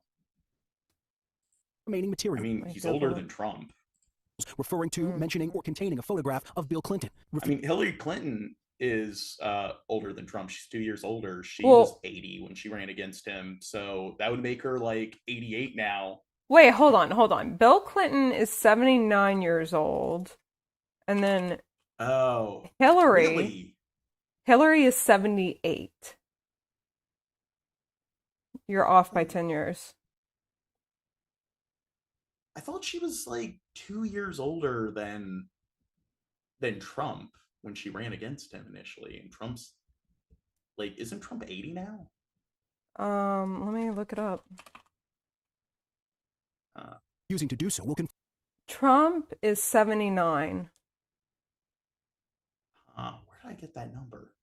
From the widespread suspicion the Department of Justice's actions today are not about transparency, but about insinuation. Tonight, in his first remarks since the files started to be released, President Trump asked about the photos made public so far. A lot of people are very angry that pictures are being released of other people that really had nothing to do with Epstein, but they're in a picture with him because he was at a party, and you ruin a reputation of somebody. So a lot of people are very angry that this continues. And with the DOJ drawing scrutiny tonight for removing more than a dozen previously released photos, including one of President Trump saying it was double-checking to make sure the identities of victims were not released. This photo was later restored. The Deputy Attorney General promising that any photo or mention of President Trump in these files will be made public. The partial release of the Epstein files by the U.S. Justice Department has come under heavy criticism. Well, several victims of the disgraced financier have joined a chorus of criticism and slammed the Trump administration for the slow release and the heavy redaction of the records. 3 hours ago. So far, DOJ has released over 13,000 files, including photos, videos, and investigative documents, but much of the disclosed material is heavily redacted, so it's hardly disclosed. And several released documents with 100 pages or more were entirely blacked out. U.S. President Donald Trump has also reacted to the release of the first batch of the files. In his first comments since the release happened, Trump said that people who innocently met Epstein in the past risked having their reputation ruined. Okay, so he's just on the defensive. Okay, so he's probably trying to say, well, I'm innocent. All I was doing was hanging out with Epstein. When it's like, no. But what do people do when they hang out with Epstein? I believe they gave over 100,000 pages. What do you think Epstein's #1 hobby was? Well, documents. I mean, he got Galen to go do it, and then he got other girls to go get girls and bring them to him. So he wasn't doing anything. I don't know. Trump's a saint. I mean, it's not like he has any sort of criminal history. Tremendous backlash. It's an interesting question because a lot of people are very angry that pictures are being released of other people that really had nothing to do with Epstein, but they're in a picture with him because he was at a party, and you ruin a reputation of somebody. Further, Trump blamed Democrats for pushing the release as... I mean, wait, okay. I think I can see some swim trunks there. So at least there's that. Political distraction. Asked if he was surprised by the number of photos of former President Bill Clinton in the initial release. Wait, Trump said, is that Galen naked? No, it looks like they're all wearing trunks. To the left. No, she's wearing a bikini. Oh, okay. I couldn't see it. Hated to see the photos, but that's what most Democrats and a couple of bad Republicans wanted, quote unquote. I like Bill Clinton. Dude, that one photo, imagine it's just they have another black bar censoring it, and it's just his erection hanging out. I like Bill Clinton. I've always gotten along with Bill Clinton. I've been nice to him. He's been nice to me. We've always gotten along. Didn't he say he was going to lock up Hillary? Crooked Hillary? Yeah, and he was like, he kept mentioning like the Clintons, Epstein Island. So now it's like, yeah, I've always gone along with like the Clintons. It's like 1984. East Asia has always been at war with Oceania. Respect him. I hate to see photos come out of him, but this is what the Democrats, mostly Democrats, and a couple of bad Republicans are asking for. So the Epstein Files Transparency Act mandated the complete release of the Epstein Files. Oh, the blue dress. But the Department of Justice has released only one batch of the documents so far. Deputy Attorney General Todd Blanche has said, and blamed. And this is ruining people's reputations. Mick Jagger? Yep. Identities of over 1,000 victims. The statute also requires us to protect 1,000 victims. 1,000? Victims, and so the 1,000 like slaves. That's just insanity. How many? So I don't know. Your average slave plantation in 19th century America. I got to look up the numbers there. Talk to the chat. But these are like sex slaves or something. That's They're still not... slaves. It's different. I'd rather Well, it's different, but still, not I be a just want to look sex at slave. well, a lot of times in the 19th century, like slave plantations, they were also sex slaves as well. Yeah. There was that fucked up element. They were all raped or whatever. Yeah. Talk to the chat. Gene, shut the fuck up. Get your shit together. Who thinks that Gene should have prepared more for the show? Look at this guy. I just like want to look up Do you even know how to run a podcast here? I guess I'm still learning.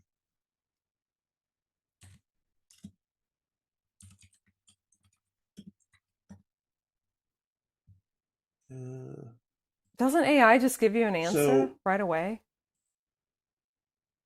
Well, it wasn't kept giving me answers on like the average population, like in the states or the country as a whole. So here, 20 to 50 people per plantation. 250? And then Yeah. and Epstein. Or no, 20 to 50. So Wait, that's 2,250? What? no, just 20 to 50. So within that range. Oh, 20 to 50 on the plantation, you said. Yeah. Okay. So that means that's like 40 times the slaves. That's crazy. That's just so, like, something I was wondering earlier is, like, was Epstein happy? Or was he still deeply, like... He was living the dream. Yeah, like, that's what I'm like... I mean, I see Glenn smiling and all well, and he just has a creepy, like... Because I can believe someone is, like...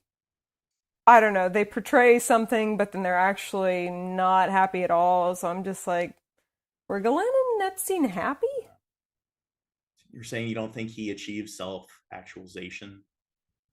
He was living the U.S. Virgin Island dream. Reason why we are still reviewing documents and still continuing our process. Kind of ironic that it was called the Virgin Islands.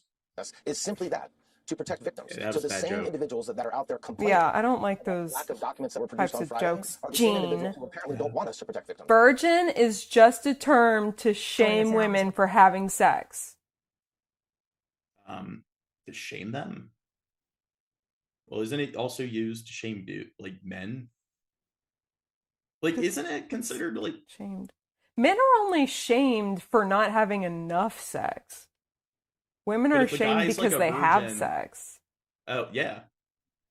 But you're saying it's used to shame women. Yeah. Because, like, the hymen, like, that whole fucking thing, you're only, like, worth marrying if you're a virgin, shit like that.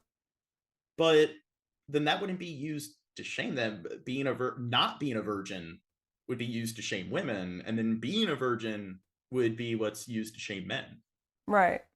Yeah. Yeah. See the semantics. Virgin semantics. One of the survivors of convicted sex offender Jeffrey Epstein. Her cooperation with the FBI was key to putting the disgraced financier behind bars. She is Marina Lacerda, known only as minor victim number one in court documents until she minor victim number one. spoke out on this program about her experience. Marina, so good to have you back on the show. Minor I heard that you victim 623. long advocated for the release of the Epstein files. What's your reaction to the Department of Justice missing Friday's deadline to release all of them? First of all, I'd like to say thank you for having me back on here. And, you know, I think all of us, the survivors, are I would say my reaction, not surprising. extremely upset and infuriated how the DOJ have, you know, taken this and how they've, you know, I guess they have looked at us again and failed us again and have not respected our wishes. They have redacted the names of some of the victims, leaked some of the victims' names out, and then unredacted, redacted the names of the powerful men. So we were very, very confused on what's going on here. In a statement today, you and other survivors of Epstein called out the Justice Department. The statement reads in part, the very agency tasked with upholding the law has violated the law, both by withholding massive quantities of documents and by failing to redact survivor identities. What do you want to see the DOJ do next to protect victims and also comply with the Epstein Files Transparency Act? I think the DOJ needs to do their job. That's number one. It's very simple. We asked them for a simple task, which redact the names of the victims to keep them safe and unredact the names of these powerful men who have been One of nothing the but issues is their job is to enforce laws, and here the law is enforcing themselves.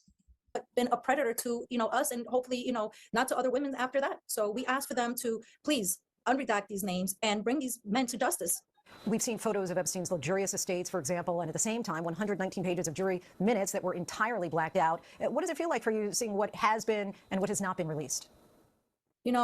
We have been through so much at this point, and we are just tired of asking for just one simple thing. It is really simple. It's stop protecting these powerful men and protect the survivors. That's what we've been asking for. Can we just ask for the DOJ to do their job? I mean, we go back in 1996, Maria Farmer made a huge accusation, a huge claim with the FBI, and nobody ever followed up with it. And now we're looking at it and saying, wow, this really happened. How can a woman be making such a serious accusation not be true and nobody looked at it? So, we do ask the DOJ to do their job. In a social media statement on Sunday, the Department of Justice said it is committed to redacting only what is legally required to protect identifying information about victims, minors, and potential victims. What's your response to that? My response is, let's just, one of the pictures that they had with Jeffrey Epstein's landline, and we don't even know where that landline is. It looks like it was in the Virgin Islands. We don't know where. Why are all the names redacted there? We do know that none of the survivors or the victims' names are on his speed dial. So we can just start off over there and say, DOJ, you have messed up right there. You've redacted important names just on that landline. So we do know that you guys are redacting important men that have done wrong. So it is time to just, please do your job as we ask. What's so sus? Tax, insurance, accessories, TIA. Closure, I'm sure, is really an elusive thing at this point, but what might help you feel that justice has been... Okay, next vid. I wonder if, did Epstein ever have sex with Glenn? Probably. Well, wait, Epstein, Glenn Maxwell. Yeah, 100%. Bill Clinton. Well, I thought they just had sex with maybe underage girls only. Both. I know there are a lot of people that are angry about all of the pictures of other people, but I think it's... Your volume's really low. It's just this video. Okay, next vid. Were you surprised by the number of photos of Bill Clinton in the Epstein files? And can you commit to their full release by the end of the year? Some of the victims were protesting that too many of them were redacted. I know there are a lot of people that are angry about all of the pictures of other people, but I think it's terrible. Look, I like Bill Clinton. I've always gotten along with Bill Clinton. I've been nice to him. He's been nice to me. We've always gotten along. I think here's the scenario where both of them are in deep shit. So it's like, oh, he's my buddy. Oh, okay. I hate to see photos come out of him, but this is what the Democrats, mostly Democrats, and a couple of bad Republicans are asking for. But no, I don't like the pictures of Bill Clinton being shown. I don't like... Hey, tax insurance, dude. It's late at night, and this person right here, they made me do the stream, though I haven't slept for 2 days. And go back. I was providing some decent commentary. The pictures of other people being shown. I think it's a terrible thing. I think Bill Clinton's a big boy. He can handle it, but you probably have pictures being exposed of other people that innocently met Jeffrey Epstein many years ago. Trump blew Bill Clinton. Yeah. For more on this, and Tommy, first, thank you for your time. It's lagging, Gene. Okay, we gotta wait. For okay. So now we're getting into Venezuela. We're done with all those pictures. Yeah. Or done with Epstein. I would say it was pretty disappointing. Well, yeah, I thought you had a slideshow of pictures or something. Yeah, I did, but I figured that they'd likely go over in all the videos. Well, did they? Yeah. Oh, okay. We know that there is an active pursuit of another vessel. The president has also talked about land strikes for weeks now. Is that the next step in this pressure campaign against Nicolas Maduro? Yeah, so far it's been just naval, or so far it's just been maritime warfare. So I think we're going to see airstrikes, then we'll probably progress to boots on the ground. Oh, they did bring the largest aircraft carrier or whatever over there, so... And aircraft carriers, they're one of the most, in terms of some kind of military asset, they're considered to be one of the most powerful, military assets to have, just a few tiers below nuclear weapons. So the United States has, over a dozen aircraft carriers. And there's only, 10, 12 countries that actually have any aircraft carriers. And all other countries have just 1 or 2 aircraft carriers, if they have any. And the United States is the only one that has more than just a couple. And we have 11 or 12 that are currently in service. And then we have 12 or like 14 in like reserve. So yeah, it's considered to be one of the most advantageous things to have. Media. What I can say is the president has been very clear about his concerns regarding the illegitimate regime in Venezuela. The fact that we have seen gangs and mass migration from Venezuela. The fact that we have seen the smuggling of drugs, drug cartels, and the Venezuelan regime working with those cartels, as the secretary has described. The president has been clear. He is going to stop the flood of deadly drugs coming into our country. He is going to defend the American people. And he's going to get that oil. Who is the ABC? Calling dozens of diplomats from overseas, their posts over the next couple of months. First, why is this happening, and what will happen to those diplomats? Well, look, this is part of a normal process to make sure that the president has his ambassadors in these countries. Ambassadors are representatives. Okay, so Mark Rubio, they're the Secretary of State. So that's the cabinet official who's in charge of overseeing all the embassies and all like American expats working overseas, except military expats. That would be like Secretary of Defense. Of the president when they're overseas. And this is part of that process to make sure that there are people that the president has appointed, been confirmed by the Senate in those positions. So this process will be ongoing. I think it's important context to remember this in the historic results of this administration, the ability of President Trump to push forward his foreign policy agenda, the many successes, conflicts ended, America First policies, the ending of mass migration, the investment into this country, and so many ambassadors around the world have played key roles in that. We're going to see it's those efforts lagging. continue. And ultimately, when these ambassadors... I didn't make you do the stream. Don't lie. Don't gaslight me.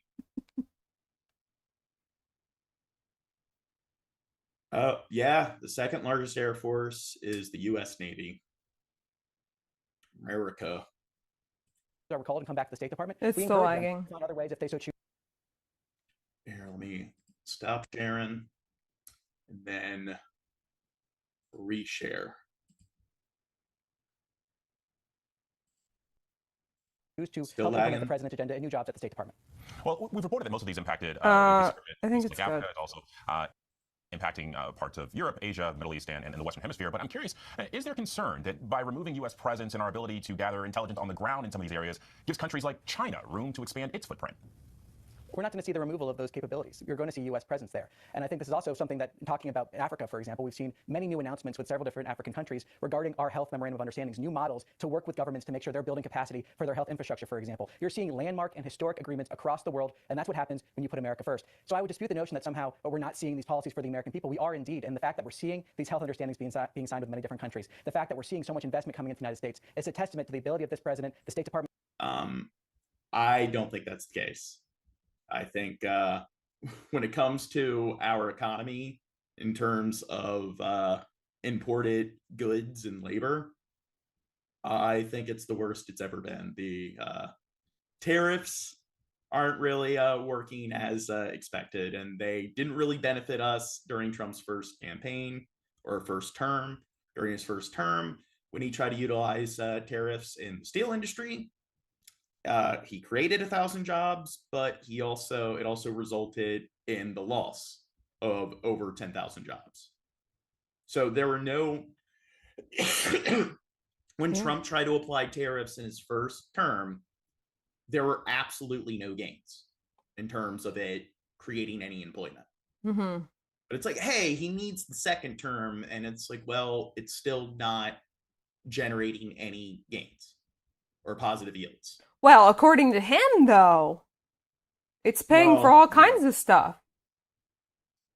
Well, yeah, to be fair,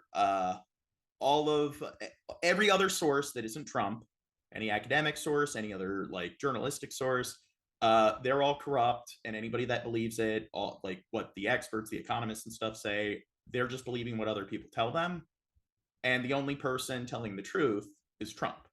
So people who just believe anything that Trump says, they're the people who know how to think for themselves, and they don't just believe what the media tells them. Under his leadership and pursuing American interests and putting our country first. The last thing that I wanted to follow up with you, we got a response from the American Foreign Service Association. It's slammed the recall, saying that it sends a chilling signal to career foreign service officers that their oaths to the Constitution take a backseat to political loyalty. What's your response to that, sir? Well, as the Secretary has made clear, the reforms that we saw at the very start of this administration were about empowering the regional bureaus. We're about empowering our posts overseas to help implement President Trump's foreign policy. That was part of those reforms to make sure we're actually empowering people, not bureaucracy. We are seeing the results of that in so many different ways in the State Department. The ability to move at the speed of relevancy, respond to 21st century challenges in a 21st century way. We're continuing those efforts, constantly making sure, are we making America safer, stronger, and more prosperous? We've been clear from the beginning that we're going to... Yeah, but so this dumb fuck in the chat says you are literally watching the media, but we're also criticizing what's being presented here. So we're not just agreeing with everything that's presented. So we're critiquing the media. Implement the president's policies, the policies of the duly elected president It's of a the United States. reaction video. Oh, Bridget Blue finally decided to show up to one of the streams. See, and where's Bill Hicks? All of our regulars are neglecting us. All right, Well, Nicholas and I saw Bryant. Yeah. Well, Nicholas is the only one who isn't neglecting his And regular Zenemy. duties. Thanks for having me on. And Zenemy. All of our regulars are gone except for these okay. 3 to 5 ones. A number of career ambassadors from their posts abroad. CNN is reporting at least 24 senior diplomats are getting notice of their leave next month. Most of the impacted ambassadors are at posts in Africa. The ambassadors were appointed during the Biden administration, and their tenures and each diplomatic mission usually last about 3 or 4 years. 2 years ago, my husband stood on this stage and said, "Here I am, Lord. Okay, next story. Use me." And boy, did he. So one thing we're starting to see is they're discussing a MAGA civil war. So we've seen it within Congress, especially with Taylor Greene. You're starting to see some infighting amongst the right, not just with politicians, but now the MAGA, like sort of, I guess, base is starting to divide. And I don't know, everyone was saying that, hey, there's going to be a civil war between the left and the right. It seems like there's just, what we're seeing is a civil war between the right and the right. The past 3 months, I have learned a lot. You learn very quickly who is ready to go to war with you. You learn very quickly who thinks emotionally versus logically when you go through something as horrible that not only myself went through, but every single one of you in here that loved my husband. You find out. Okay, so what is it? Gradual Decay 1040. I think they're a bot because they're just spamming the same content. So if you don't say something else, then we're just gonna silent you. I So think you have a minute to give some unique comment. I think he said that 3 times now. Yes. I don't know. I think it's been more than that. Leaves. You find out a lot. You find out who's going to pray with you when there's no words left. Yeah, well, okay, hold just- on. So is Trump like, do you think he's paying Pam Bondi to like hold those files back or those pictures?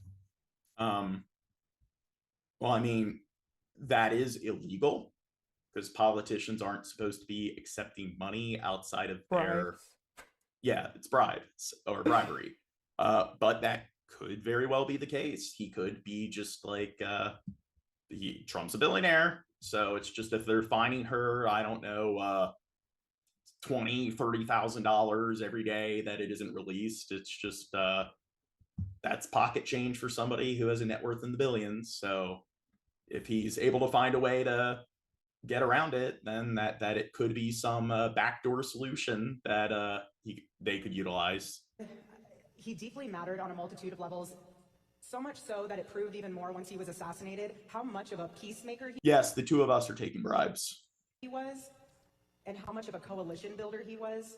Nobody engages in bribery better than we do. He was assassinated. We saw infighting. We've seen fractures. We've seen bridges being burned that shouldn't be. Oh, and this burned. is Charlie Kirk's sister. Sister? Oh. Or is it his sister or his spouse? We saw a lot on Yeah, I thought she had a. I'm here at the he had a kickoff hot of Turning Point wife. USA's Wait, why are we What's that? watching Charlie Kirk? Well, it's recent. There's a, what's it? Our finding community at Turning. So these are some of the major stories in the feed, and it's America Fest. So Turning Point Youth Conference.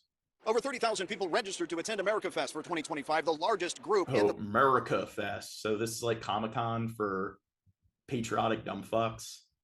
5 years. TPUSA has hosted the event. Welcome to AmFest. And I have always felt that patriotism is just for the retarded because it's just like you shouldn't have this sort of like blind devotion to anything.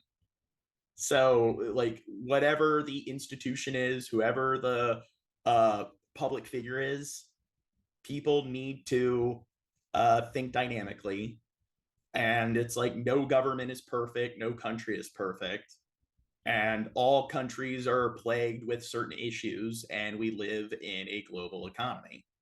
So people who obsess over patriotism are just children. A lot of it is just the stupid, like, political football in-group, out-group bias thing of it's like, yeah, this is our country, so it's all about outcompeting every other country. And it's like, you shouldn't be focusing on just outcompeting other countries. It should be trying to make sure that the world as a whole is able to function as best as it can. And you should want every person on the fucking planet to be able to live the best lifestyle they possibly can. But stupid people, they love their in-group, out-group political football dynamics because everything's team sports when somebody has an IQ below room temperature. Charlie Kirk's widow, Erica, now the CEO of Turning Point USA, kicked off the 4-day America Fest with one message. It's about carrying forward what Charlie built and ultimately what he gave his life for. Kirk was followed by several other prominent names within the conservative movement, like political commentator Ben Shapiro. And the future of this country, this amazing country, relies on the future of the conservative movement. Followed by actor and comedian Russell Brand and Tucker Carlson. So I'm Tim Pool because I never... So the only thing they point to is that I have a beanie. It's like... I have very left-leaning political views. Isn't Tim Pool like very far right? Carlson. Put your own country first. That's why Trump got elected. The main headliner will come Sunday. Ooh, Vice President screaming. JD Vance takes the stage. Conservative supporters traveling from across the U.S. For Daniel Trumbull of Waco, Texas, it's about seeking out the party's future leaders. As they come in here and they speak to us, we're listening to every single word they say. Have you ever gone to Waco? Shut up, Gene. What? Just do your stream. An idea of who the next leader of the Republican Party is going to be as we go forward. Ashley Kingsfield runs a chapter of Turning Point USA at her North Carolina State campus and sees the younger turnout as a key demo to target. I think that we start young, right? We start in those high school because they're not voting yet, but in 3 years they're going to be able to. Tom Blanchard drove up from Tucson and says Charlie Kirk's assassination emboldened conservatives to take a stand. And after what happened to Charlie, I think it just reinforced that belief that we can no longer stand down to people that Okay, want to it's persecute lagging us. sometimes. Candidate of choice, Erica Kirk. Here, I gotta pause it. Something's going on here. Sec. Made it very Still clear at the lagging? start of the event that both she and Turning Point USA stand firmly It's behind good. Vice President JD Vance to be the United States' next president. At the Phoenix Convention Center, Craig McKee, ABC 15, Arizona. He knew that Nick Fuentes is an evil troll, and that building up is a facility. And that is precisely what Tucker Carlson did. He built Nick Fuentes up, and you ought to take responsibility for that. To hear calls for Waco's a shithole. I don't know. Wasn't there like a really decent gated community that was like in Waco at one point? Or am I getting my like history wrong? I don't know. And denouncing people at a Charlie Kirk event. I'm like, what? This is hilarious. Podcasters Ben Shapiro and Tucker Carlson took shots at each other at Turning Point USA. Now, if you think I have a high voice, I don't know. Tucker Carlson seems he has me beat. On the first night, Shapiro opened by criticizing Ugh, Candace Candace Owens Owens. and warning of the dangers of the rhetoric, ideas, and conspiracy. What's that? Candace Owens. He accused them of undermining conservative Republican ideals and politics in exchange for their own fame and fortune. These people are frauds, and they are grifters, and they do not deserve your time. Carlson later took the stage and brushed off Shapiro's criticism. I hope I didn't miss anything meaningful. But I just want to say, I don't think I did. No, I'm just kidding. I watched it. I laughed. I gotta say, when he was like working for Fox News, he did have a lot more resting bitch face, and he seemed like a lot less lively. So I don't know, maybe his change in employment, it's definitely benefited his mental health. He criticized Shapiro's call to silence himself and others, categorizing them as antithetical. And that one podcast you had me listening to the other night, I did agree with most of his rhetoric. Like he was criticizing Israel. He seemed very egalitarian. So it's shocking how left-leaning his politics is in certain areas. Yeah. Here at He's America just Fest, kind of Carlson- godly. Which is Yeah, annoying. I don't. Yeah, evangelical like sort of elements is just cringe. Pivoted his speech from criticism about Shapiro to the tenets of free speech and its importance in society. Tonight, the Valley is the epicenter of conservative politics with Turning Point USA's America Fest getting underway in downtown Phoenix. It's the first time the event has been held since the assassination of the organization. What's that? Sorry, my cat. I just had to say hi to my cat after I said America Fest again. America. Organization's founder, Charlie. Oh, a bit manic. Maybe he was on like medication. He was on like Fox News. Kirk. 12 News journalist Sean Rice was inside the Phoenix Convention Center for night one. Every December, the Phoenix Convention Center here in downtown Phoenix draws some of the biggest names in conservative politics and thousands of attendees from all across the country. This year, the name on everybody's mind is Charlie Kirk, who created this event but tragically passed away 3 months ago. This event is one he isn't Charlie Kirk a martyr? Created to really celebrate. I don't agree with assassinating anybody unless they're Hitler. But I do think that, you know what, he's not that unique in terms of being a victim of homicide. So I do think that they are kind of just using him as a tool. Be like, yeah, look at how evil the left is, when you can see plenty of examples of political violence from both sides. But no, let's hyper focus on an example. It's like, no, see, here's an example of somebody on the left who engaged in murderous behavior towards somebody on the right. So yeah, let's hyper focus on political violence from one side, because team sports.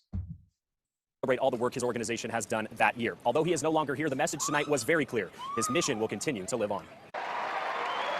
The energy inside the Phoenix Convention Center felt as night one of America Fest 2025 kicked off. Not an empty seat in the house for a speech from Erica Kirk. People in Phoenix go to this?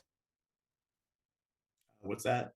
Yeah, I guess it's Phoenix, Arizona. So, well, people travel across the country. It's like other conventions. Any other convention.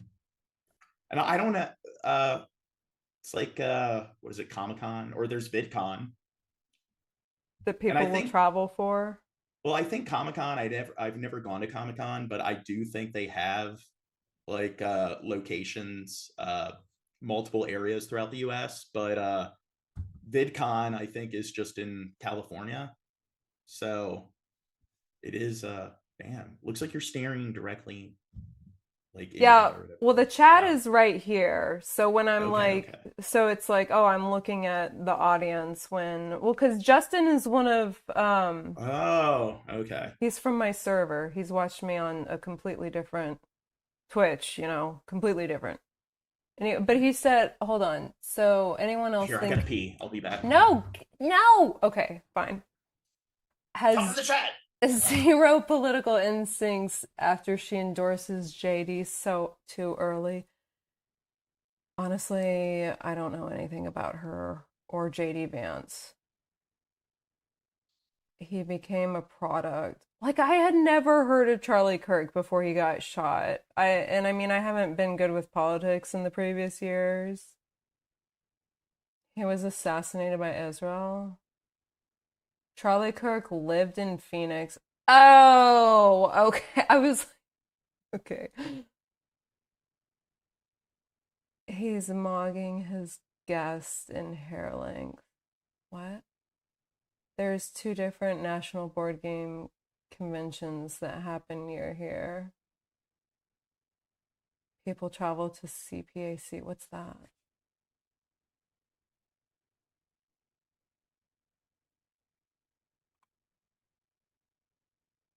Conservative Political Action Conference. Wait, what? An annual political conference attended by conservative activists. Does Candace Owens go to that? Okay, this sounds like a fun time. The latest from CPAC.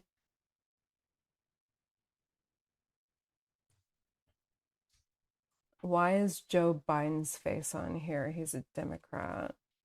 I'm looking at the CPAC. What's that? Shut up, Gene. You shut up. Hold on. Husband, Charlie. Are you? Hold on. I'm not done with chat. Are you a witch? Yeah. Charlie Kirk is only the beginning of what Israel is doing. So I think he said Charlie Kirk was assassinated by Israel. Mandus Owens. Dude, Candace is the one that's accusing other of being trans. The aliens have been trying to suppress humans to be wizards and witches. Their job. Who isn't a reptilian? Full circle moment for me. Jeez, that's loud. 2 years ago, my husband stood on this stage and She could do said, porn. "Here I am, Lord." What's that? She could do porn. She could Yeah, be a it's stripper. inappropriate. She's a widow. Her husband just died. Gotta make Did that it. money. A tribute video to her late husband as she reflected on her loss. My husband, he deeply mattered on a multitude of levels, so much so that it proved. You gotta love. Whose I just husband stopped doesn't matter?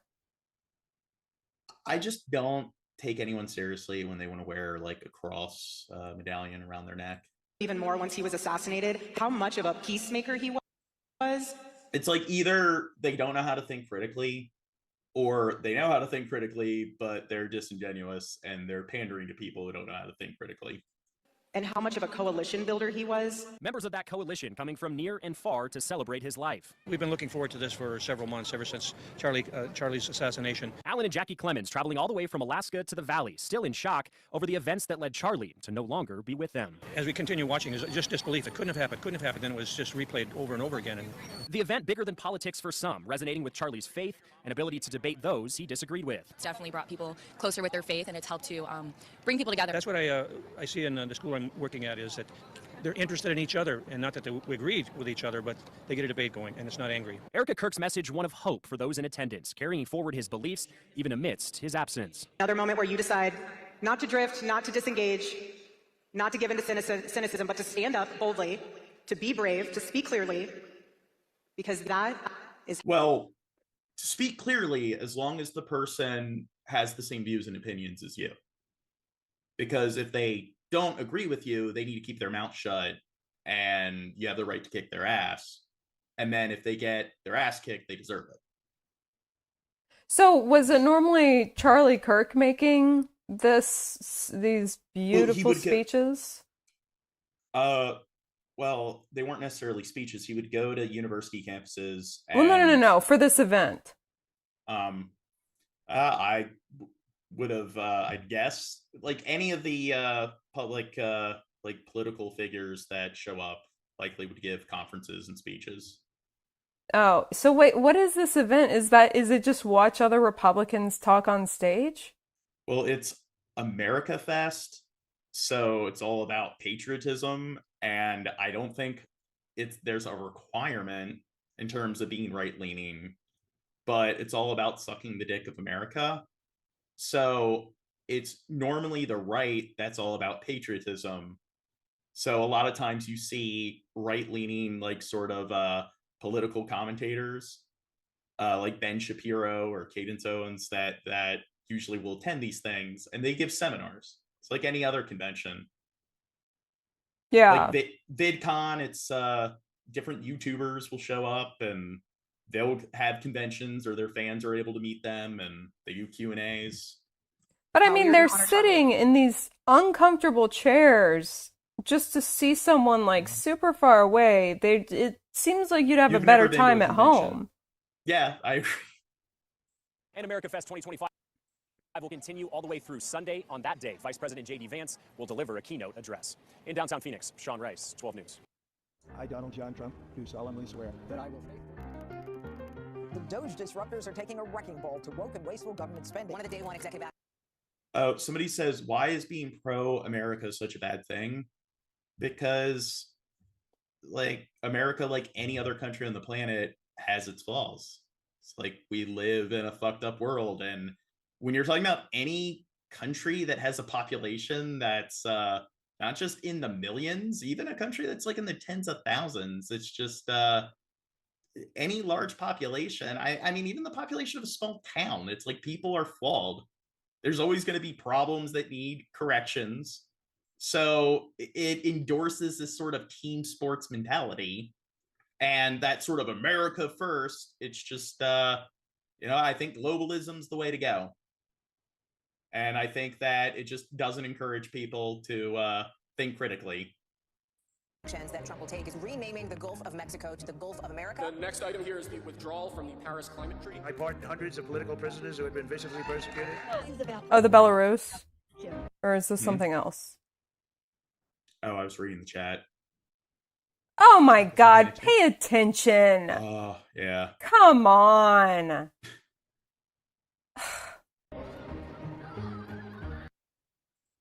The president fired the inspectors general from a number of So this is a big deal. So after the Nixon administration, the Watergate scandal, they did put that in place where they'll appoint inspector generals that are supposed to audit the different government agencies, the different bureaucratic departments, and they're supposed to make sure that they're abiding by the federal budget, that all the plans that they have and the money invested at like the certain like policies are actually seeing some level of fruition, and they're not deviating from what they're supposed to be investing the money in.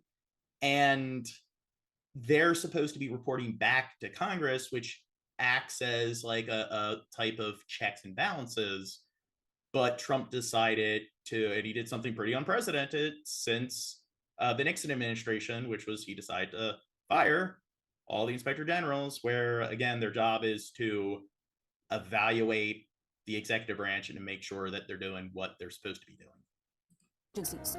This is major high-level geopolitical strategy. That's for protection of the free world.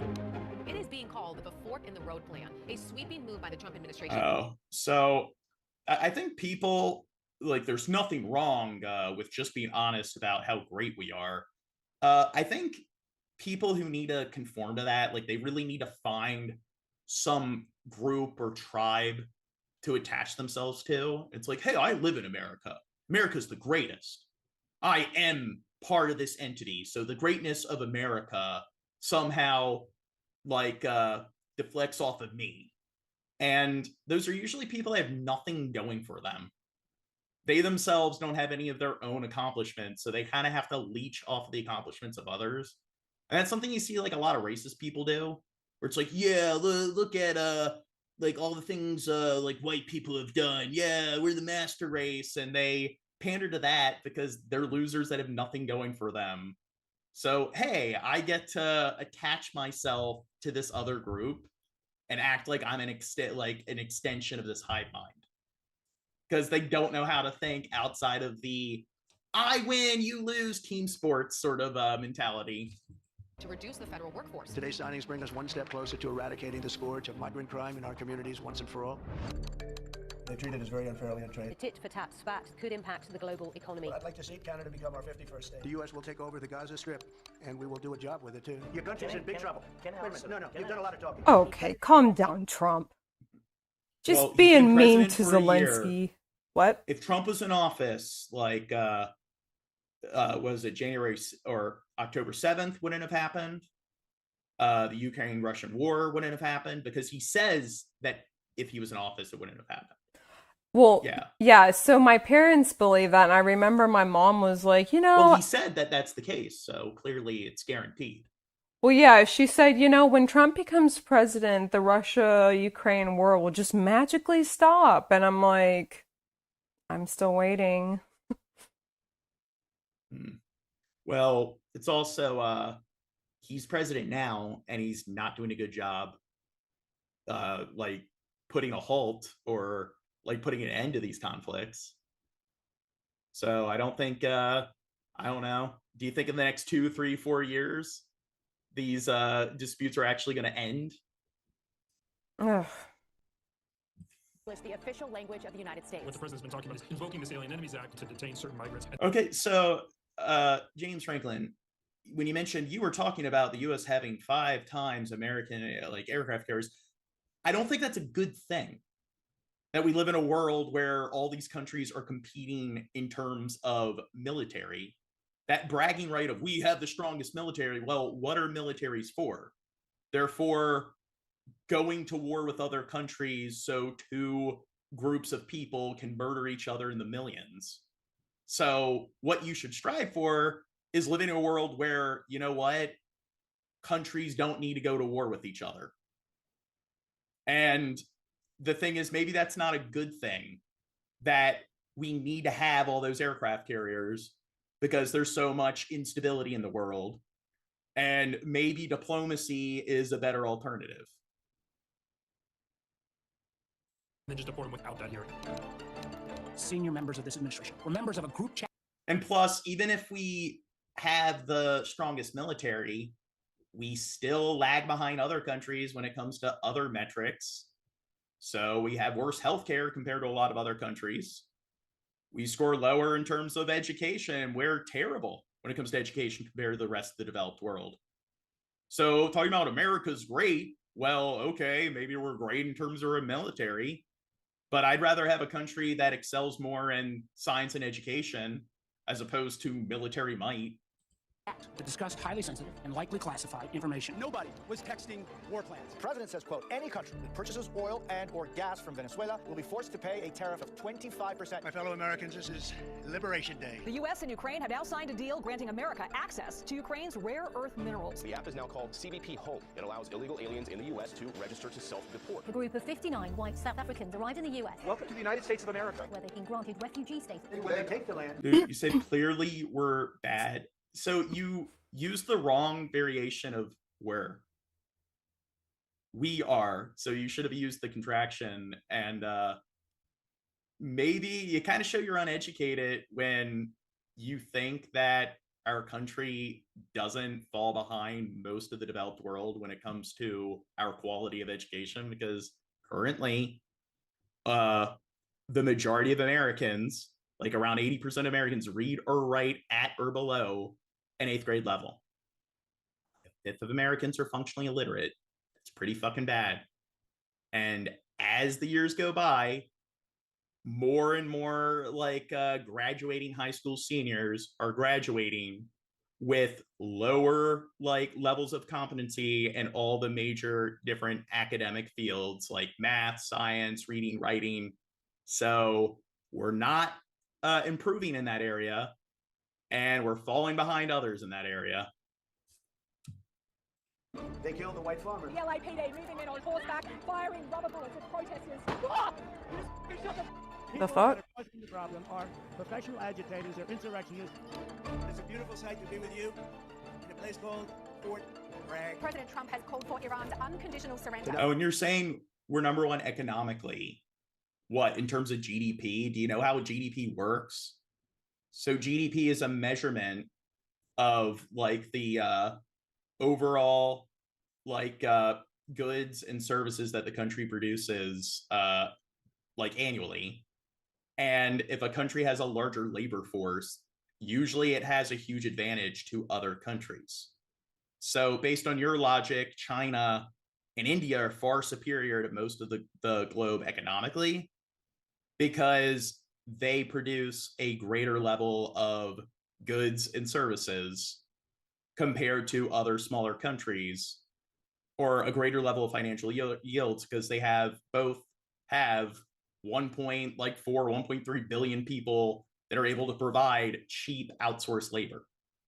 So does that mean that the average person in China is living a better lifestyle than the average person in Iceland or Denmark or like South Korea? I can report to the world that the strikes were a spectacular military success.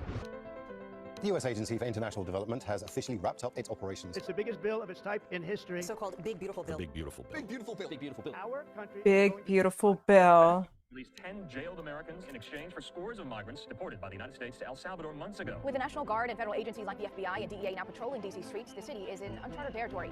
Wait, so you're saying that the U.S. is a bully, James Franklin? Oh, God.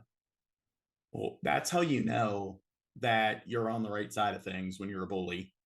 The president said, let them be on That's notice. what everyone should strive to be. Somebody bringing drugs to the U.S. Beware.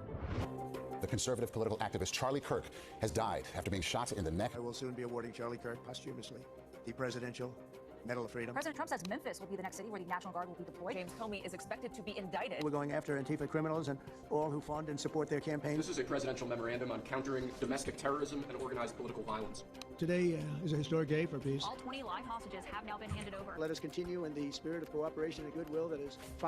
So were all the hostages handed over because of Trump?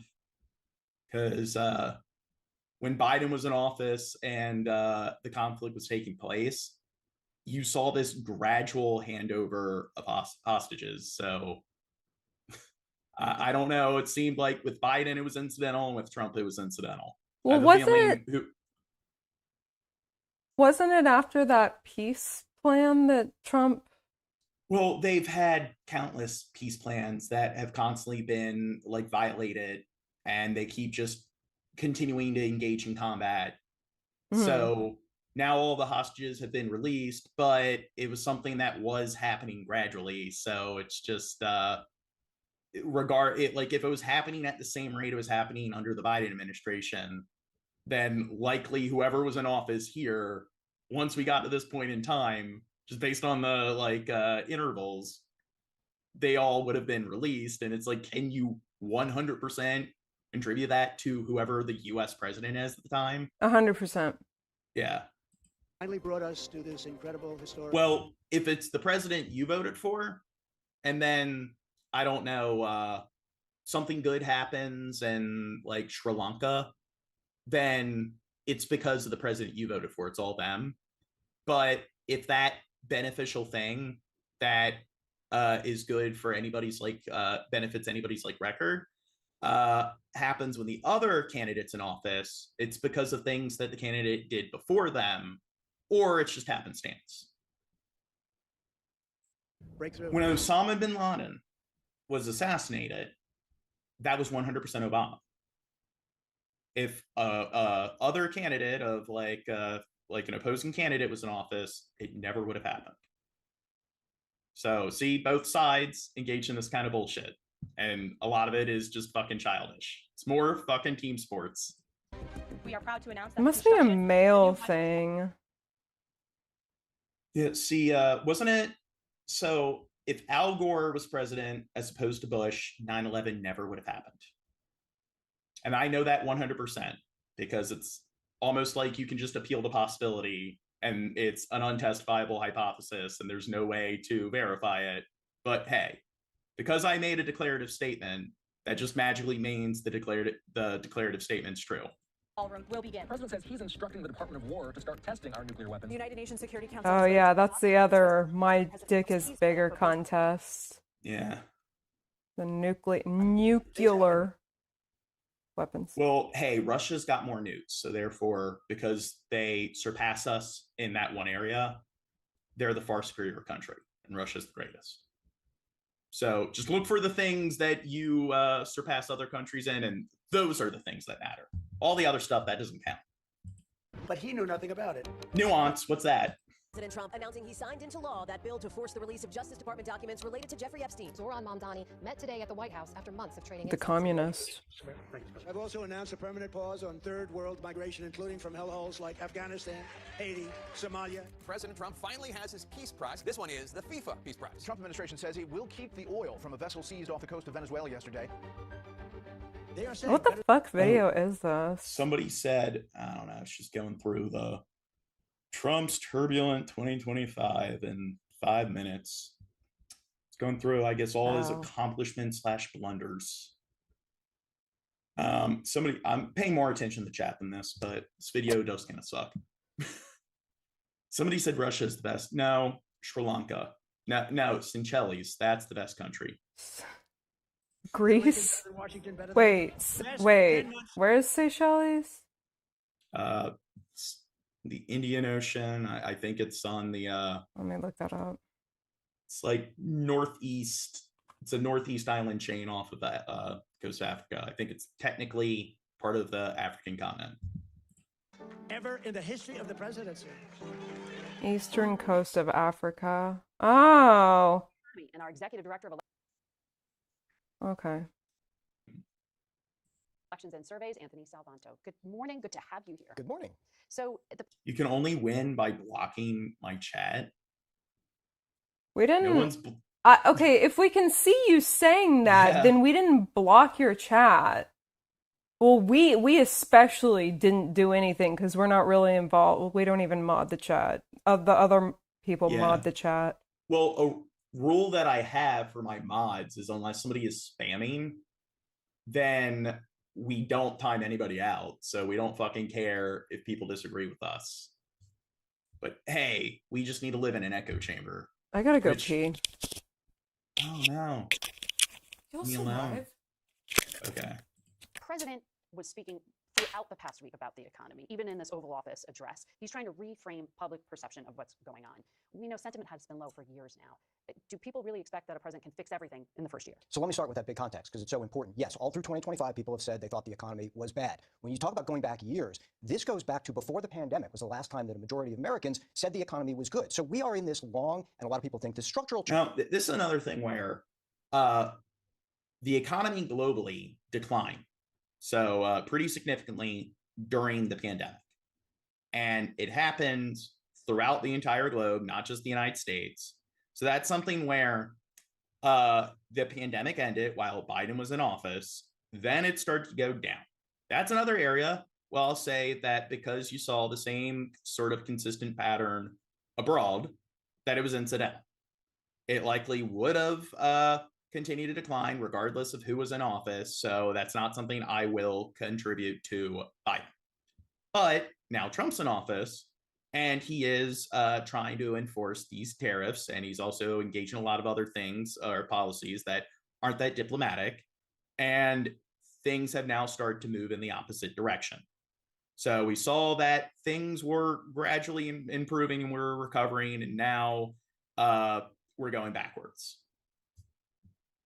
Change that the economy has gone through. Things got more expensive coming out of the pandemic, and people still are trying to adjust to those higher costs. That's what underpins all those sentiments. Now, the political part of this is coming into 2025, more people did think that Donald Trump would fix it. The expectations were high. We measured that back in January. Right now, you have this less than 1 in 5 that feel like his policies have made them financially better off. And even when you ask people to then look ahead to 2026, it's a little bit better, but it's not overwhelming that people think his policies will make them better off. Now, I do believe all the presidents we've had in my lifetime, Bush, Obama, Trump, Biden, all of them have had pretty abysmal approval ratings. It seems like after all of them are in office for a few years, it always goes down to just like a 20-30% approval rating. So there's this real disconnect there. And if you come back to the description of the economy, people right now, I ask them to just grade it. And they give it a C, a D, or even worse, which is different than a lot of the times the way the administration has described the economy. That sets up the fundamental challenge. I think you saw that this week for him in the address. So it's not a new tactic for a current president to blame the last one for all the problems of today. But we checked. And in that primetime address, the president said it was Biden's fault about 7 times.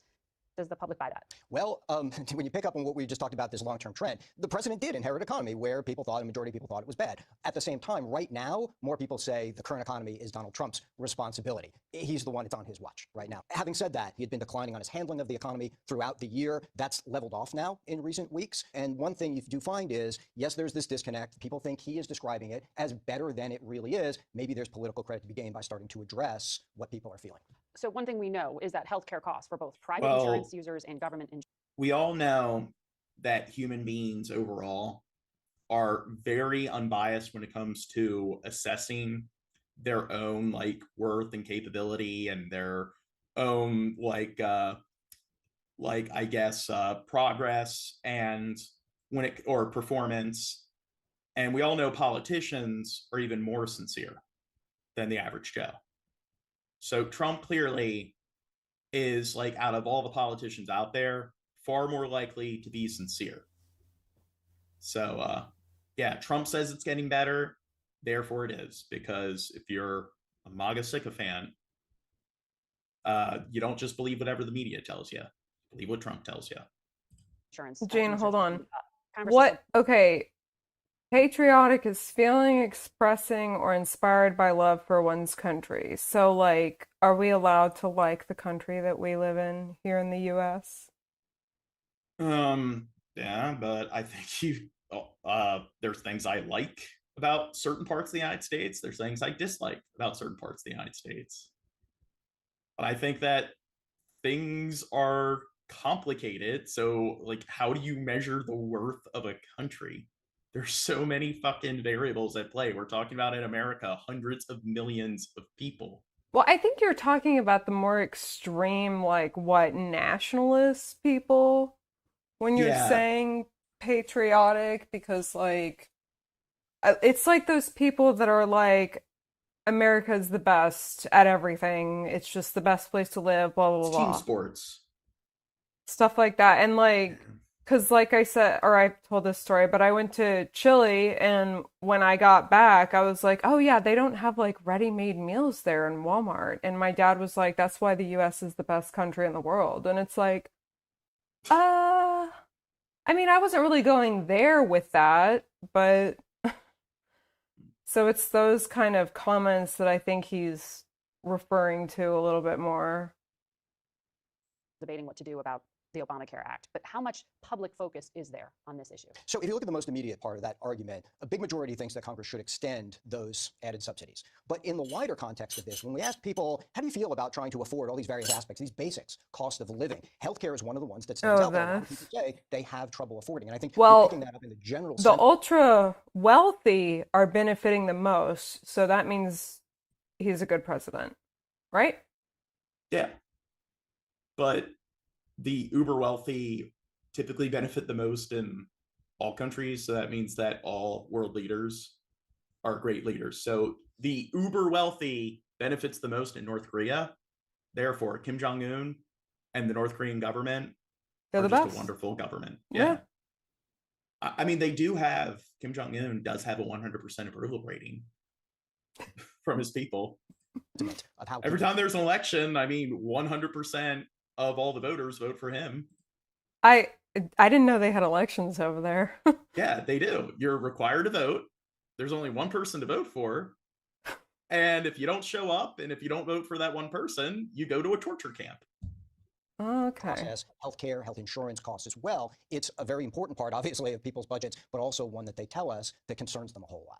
So one of the structural changes you sort of alluded to earlier is the change coming from artificial intelligence. You were looking at this. We've seen a lot of discussion about how it's reshaping things. Are Americans sort of digesting that? How do they understand it? Yeah, we've been following this all year because, right, it's driving stock market gains. There's a lot of investment in it as well. Okay, but the stock market isn't an indicator of how good everything, is, right? Yeah. Well, it's not necessarily a bad thing if the stock market is healthy, but the stock market is not the only measurement of a country's like economy and quality of living like as a whole. There's so many other factors at play from the public. So like the housing market, like what is like the affordability of one like being able to rent or purchase their living space. So if the affordability or the cost of like living is just unsustainable for the average person, well, even if the stock market's healthy, doesn't change that very glaring problem. On one hand, when I ask people what parts of the economic sectors are you most or least optimistic about, technology stands out as people being optimistic about it in general. But with regard to AI in particular, more people tell us they think it's going to decrease jobs than increase them. And a number of corporations forecasting a lot of spending on technology in the new year. What do all these dynamics mean politically for the midterm races in 2026? So let me start with the president, because one thing I asked heading into 2026, is there anything that the president could do to change your mind about him? And there are a substantial number of people that say yes. Perhaps not surprisingly, when I follow and ask, well, what would that be about? They say it's the economy. The reason that's important is in the dynamic here, a president is always key. He's not on the ballot, but he's always on people's minds in a midterm year. So that's the first thing to watch. But the other one, if you're at your holiday gathering and people are arguing about what's going to happen, who's going to win, I think it's too far to know for certain, but at the same time, we can already see the conditions and the playing field that people will be fighting on. And that's clearly cost of living. It's clearly healthcare, among other things. And it's the race to define how people evaluate it. Anthony. Okay. We already covered this. Now to what is being called a large-scale strike by the United States against dozens of targets in Syria. The Trump administration says it is targeting Islamic State fighters and weapon sites. It's in retaliation for the deadly ambush in Syria that left 3 Americans dead a week ago. In a social media post, Defense Secretary Pete Hegseth said the goal of the strikes is to eliminate ISIS fighters, infrastructure, and weapon sites. At a campaign-style event last night in North Carolina, President Trump hailed the operation as a success. The president is spending the holidays at his Florida resort. Willie James Inman is traveling with the president. Good morning, Willie.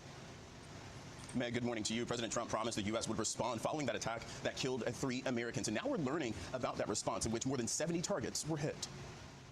On Friday, the U.S. military conducted strikes against dozens of locations in Syria to take out threats posed by ISIS. U.S. Central Command described the operation as a massive strike and said it was a retaliatory attack. It was very successful. It was precision. ISIS is still a thing, and I think they've been trying to deal with them using airstrikes for like the last decade, or more than a decade at this point. So I don't know, all these different terrorist groups, Hamas, ISIS, Al Qaeda, or the Taliban, they all still exist. And I don't know, it just seems like bombarding these regions with airstrikes doesn't make them go away. We hit every site flawlessly, and we are restoring peace through strength. Last week, 2 American soldiers. Wait, restoring peace to where? In Syria? In a post on True Well, Syria, the Syrian civil war that lasted for around a decade. And that is the deadliest war, or the second deadliest war in the 20th century, second to the Second Congo War. And you had the Battle of Aleppo. That was like a stalemate that lasted for 4 years. And Russia got involved. They were conducting airstrikes, and they broke the stalemate. Assad's regime fought back a lot of the militant groups, the militias that were trying to advance forward. Then ISIS started to surface in the middle of this, and that's when we were destabilizing Iraq. So ISIS kind of surfaced in parts of Western Iraq, Northwest Iraq, and Northeast Syria.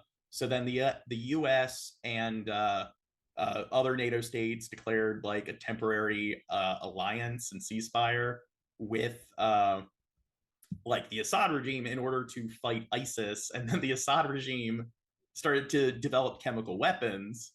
So then the U.S., Britain, France, they sent like their aircraft carriers in to bomb all the chemical weapon facilities. And just recently, a bunch of Arab militias or Arab-backed militias were able to advance and topple like the Assad regime, make it into their capital. And also around that time, Turkey was also involved, and they were applying like all of the like a bunch of supply and weapons and training to these militias on their borders. So you had the Turkish militias that were involved. So it was one big giant clusterfuck, and then Israel was also involved. So it was ISIS, the Assad regime, Britain, France, Turkey, Russia, Israel. Everyone decided to participate.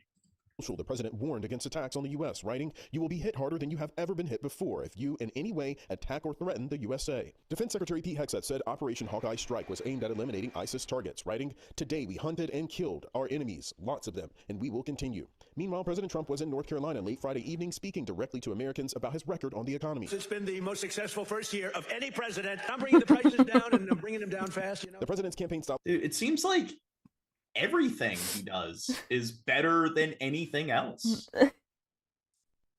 And all these people like wearing their MAGA hats, all these like fanboys, they know how to think critically. They don't just believe what the media tells them. The event follows a primetime address from the White House in which he sought to defend his agenda. Some of the president's supporters who attended the event acknowledged prices are higher, but expressed optimism about the economy. We're really trying to support the president's agenda and slowing down inflation, and I think we're on the right track, but we still have a lot more work to do. Now, this weekend marks the start of President Trump's holiday stay at his Florida home, Mar-a-Lago. Now, he says he'll be doing mostly work, and that could include... Oh, yeah. He's not going to do any golfing because, I mean, it's not like he does golfing like more than any other president. He does it more than anybody. Include a possible meeting. That was something where he was highly critical of Obama for like spending his time golfing, and then he got into office and he far surpassed any other president when it came to time spent on the golf course. Prime Minister Benjamin Netanyahu. Overnight, the U.S. launching a massive attack against ISIS targets in central Syria. Retaliation for the deadly ambush last Saturday that killed 3 Americans, 2 soldiers and their civilian instructor. With fighter jets and attack helicopters I'm yawning so much. Missiles and artillery hitting 70 ISIS targets, including weapons facilities and infrastructure, according to a U.S. And currently, so when the United States withdrew from Afghanistan, Taliban took over. But now the Taliban are having this massive ground war with ISIS. Official. We hit them all. So see, we didn't have to fight with ISIS or the Taliban. We don't need to have troops there. Just let ISIS and the Taliban take care of each other. I ordered a massive strike Everyone on the terrorists wins. that killed our 3 great patriots last week. 2 soldiers, 1 interpreter, all great people. And it was very successful. It was precision. We hit every site flawlessly. Officials also say leading up to this strike, American forces and partners carried out 10 operations, capturing or killing 23 ISIS operatives. President Trump announcing the United States is inflicting very serious retaliation, just as I promised, adding all terrorists who are evil enough to attack Americans are hereby warned. You will be hit harder than you have ever been hit before if you in any way attack or threaten the USA. The strikes are in response to what officials say is a lone ISIS gunman killing those 2 American soldiers, both from Iowa, and their civilian Now, are they utilizing the bunker busters? interpreter. Well, one big issue is that a lot of these terrorist groups, they hide in tunnels and caves where they're able to like elude the strikes. And bunker busters are special like bombs that are designed to, when they're dropped, drill through the surface and then detonate. So your generic sort of airstrikes typically don't work towards those kind of militants. Marking the first American combat deaths in Syria since 2019. They were on patrol in Palmyra, Syria, supporting counterterrorism operations against the Islamic State. Just days ago, their remains were flown back home to the U.S., the president attending their dignified transfer at Dover Air Force Base.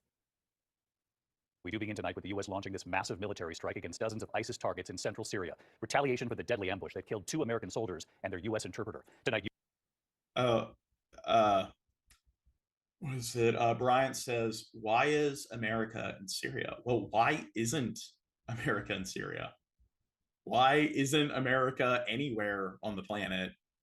I mean, what else is our military for? U.S. Central Command says American forces are actively executing a large-scale strike against the weapons and ISIS infrastructure. A U.S. official telling ABC News the strike involves fighter jets, attack helicopters, artillery, and dozens of targets. This all comes after that attack last Saturday. Sergeant William Howard and Sergeant Edgar Torres Tovar, both of Iowa, and their U.S. interpreter killed by a lone ISIS gunman. They were the first. They look pretty young for sergeants. And Sergeant Edgar Torres Tovar, both of Iowa, and their U.S. interpreter killed by a lone ISIS gunman. He looks like Jake Uger from the Young Turks. I don't know. They were the first U.S. combat deaths in Syria since 2019 and since the fall of President Bashar al-Assad. President Trump attending their dignified transfer just this week. Tonight, this massive U.S. military response now underway. Mary Bruce leading us off from the White Trump's America's not great. I 100% agree. House. Tonight, the video just coming in of the massive U.S. attack on dozens of ISIS targets across central Syria. Retaliation for last Saturday's ISIS ambush that left 3 Americans dead, 2 U.S. service members and their civilian Oh, Skeppy, where have you been? You've been AWOL. interpreter. U.S. fighter jets and attack helicopters unleashing airstrikes, missiles and artillery hitting ISIS weapons facilities and infrastructure. Gene loves Civ and chess. Well, I mean, they're the best games, and I love them more than anybody. I'm better at the games than anybody. As I say I am. Nobody does chess better than I do. U.S. official. At least 70 targets hit. President Trump tonight saying the United States is Oh, that's a great still. inflicting very serious retaliation, just as I promised, on the murderous terrorists responsible. Adding all terrorists who are evil enough to attack Americans are hereby warned. You will be hit harder than you have ever been hit before if you in any way attack or threaten the USA. Tonight, the Pentagon calling it Operation Hawkeye Strike in honor of those 2 Iowa National Guard soldiers killed in that ISIS ambush, along with 1 U.S. civilian interpreter. Secretary Pete Hegseth announcing the assault on social media. Now, I will say that they need to be in Syria to begin with before they were attacked. So logistically and strategically, when it comes to, I guess, national security, was it making our country any more secure than being there? So maybe if they weren't there, deployed there, they wouldn't have died. So, okay, like fuck ISIS for killing them, but maybe that's a problem with our military being overly extended. Saying this is not the beginning of a war, it is a declaration of vengeance. The retaliatory strikes coming after officials say a lone ISIS gunman killed the 3 Americans and wounded 3 others while they were on patrol in Palmyra, Syria, supporting counterterrorism operations against the Islamic State. They were the first U.S. combat deaths in Syria since 2019. It was just 2 days ago that their remains were flown back home to the U.S., the president there with their families for the dignified transfer at Dover Air Force Base. And tonight, the White House says the president is now delivering on his promise to avenge their deaths. So again, David, this is a major... Oh, it's a good thing we got lots of airplanes.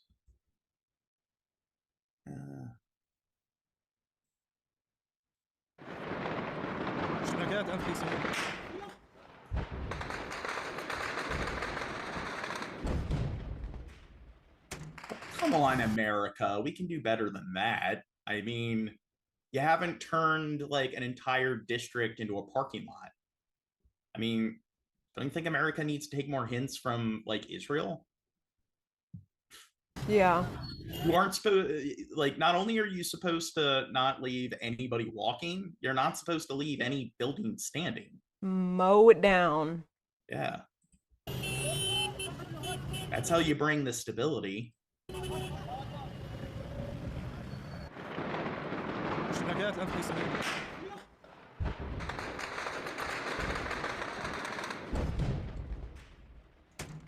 Fireworks. Showing the same looping footage. Now, the Syrian government and Kurdish-led SDF have ordered their fighters to cease fire following deadly clashes in Aleppo. At least 3 people were reportedly killed in the clashes, which came ahead of a deadline to integrate the SDF into the Syrian army. The Syrian Democratic Forces, SDF, they control vast swathes of Syria's oil-rich northeast. Now, the Syrian Defense Ministry said that the army... Oh, seems to be a common pattern. Venezuela, Syria. I mean, a lot of these countries that we're like deploying troops in.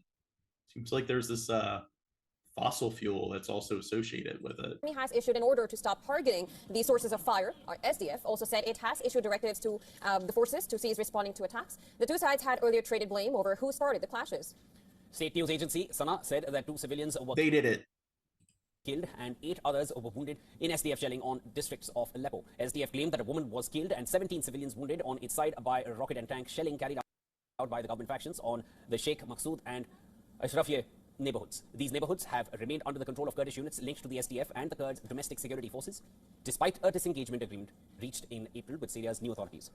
In October, Syria announced a comprehensive ceasefire with Kurdish forces following deadly clashes in the districts. Under the March deal between Damascus and the SDF, the Kurds' civil and military institutions should be integrated into the central government by year-end, but differences have held up the deal's implementation despite international pressure. Now, the clashes coincide with the top Turkish ministers. Okay, it's lagging sometimes. Okay, pause it for a second. Here, can you talk to the chat? No. Somebody's DMing me. What do you mean no? Who's DMing you? You don't need to be DMing anyone else. Hey there.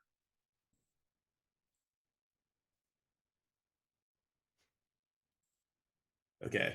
What's going on in Syria? Well, I think I posted an article about it. Let me see. Well, this dude right here, he's currently the new head of state, he's the new president. I don't think they've held any elections, so they still have a provisionary government. He used to be part of Al-Qaeda. So, but I do believe since he's left Al-Qaeda and he was joining this, like, forget what it was called. It was the Republic, something like Arab militia. And his views are pretty, like, I would say, I guess they're more assuring. So he doesn't seem to be as fascist or as, I guess, partisan compared to a lot of other leaders who have taken charge in this region. So he's promoting like secularism in the country. So, and it seems that he wants to have a notable level of diplomacy within the country. So I'd say that he shows, seems more promising, that he could bring stability to the region, but who knows? And intelligence. Okay, the article that I posted was on Sudan. I know you were like, you're really into that one, that war. Yeah. Shut up. Well, I don't know if we'll get to Sudan tonight. Maybe. Might also urge the Kurds to integrate into the Syrian army, adding that Syria's stability means Turkey's stability. Of course, we also put the issue related to the SDF. I don't have work tomorrow, so I can pull an all-nighter on the table. So you want me to go 3 nights without sleep? Unfortunately, as my esteemed colleague do I want you to do that? What do you think the answer is to that? Oh, well, I gotta stay up until at least 7 o'clock tonight. You so mean that way I can AM? get back on my regular sleep schedule. Not intend to make What's much your progress here. regular Of course, sleep? we You also don't discussed have the a reasons sleep schedule. Fair point. behind this. The fact that the SDF is carrying out certain activities in Maybe I need to coordination work with on Israel that. has, in reality, become a major obstacle to the talks currently being held with Damascus. Turkey sees the presence of Kurdish forces on its border with Syria as a security threat. It shares a 900. Breaking news, 2 U.S. soldiers and an interpreter killed in an ambush attack in Syria. The Pentagon saying it happened after an ISIS gunman opened fire on U.S. and Syrian forces while they were on a mission to a historic central town in Syria. ABC News foreign correspondent Marcus Moore is here with more. Marcus, what's the latest in this? Well, hey there, information is still coming in, but based on what we know from officials is that that these U.S. soldiers and the interpreter, this group was at that village there for what was described as a leadership engagement. And at some point there was an ambush, according to officials. Okay, so it does seem like they were there for good, like in good faith for admirable reasons. So, okay, it's terrible that they were killed, but how much military engagement do they need to engage with ISIS over? And is that actually going to resolve the issue with ISIS? Kind of like after 9/11, yeah, tragedy, it was a terrible thing that happened. But if you're doing something that's just counterproductive, that isn't necessarily going to prevent another 9/11 from happening. It's just that sort of mentality of, hey, they killed a bunch of people, so now we're going to go in and turn this region into a crater and destabilize it. Doesn't really seem to be the best approach to bringing more stability to the planet. What are you talking Shots about? fired. It makes that? perfect sense. And we now know that. I don't know. It seems like. What is Gene doing? Well, I got heartburn. Oh no! Ugh. Yeah, but Oh, is that because of all that like coffee and protein shakes and shit? Protein shakes don't cause heartburn. Shut the fuck up. But yeah, so now I lost my train of thought. See, fuck you, piece of shit. Sorry. Killed along with an American interpreter, and that 3 other. It'll come back to you. And we understand from officials that the gun. Well, wait, Gene, you were saying it makes sense to make things more unstable. Oh, so doing the same thing over and over again, expecting different results. That's what we're seeing with all these sort of military affairs. Going into a country to stabilize the region, and it just causes more instability. And we're trying to topple some corrupt regime, and then either the same corrupt regime still exists, or it's just replaced by a corrupt regime that's just as bad or even worse. Seems like, I don't know, foreign intervention never really seems to solve anything. Killed. So those are the details as we know them right now. In terms of exactly how this played out, we'll have to wait to learn more about this. But certainly a very disturbing incident that has unfolded in Syria at a time when U.S. officials are hoping to foster some stability there. We've heard from a statement from the Pentagon as well as the Secretary of Defense who confirmed that this happened. Secretary, I don't know, that word's used a lot, and I don't really ever see it. Pete Hegseth saying that anytime someone harms an American, in fact, here is a bit of what he said. He said that the savage who perpetrated this. Oh, we got to make an example. So if we bomb the hell out of the region and cause all this collateral and cause a far greater number of casualties, then they'll fear us. So then they're less likely to kill soldiers in the future. It's not like we're just going to create even more enemies and create more disdain towards the United States and fuel more of that sort of hate, like source of hatred. And then it creates more animosity, and then therefore it creates more of a tumultuous situation when our troops are located overseas. Attack was killed by partner forces.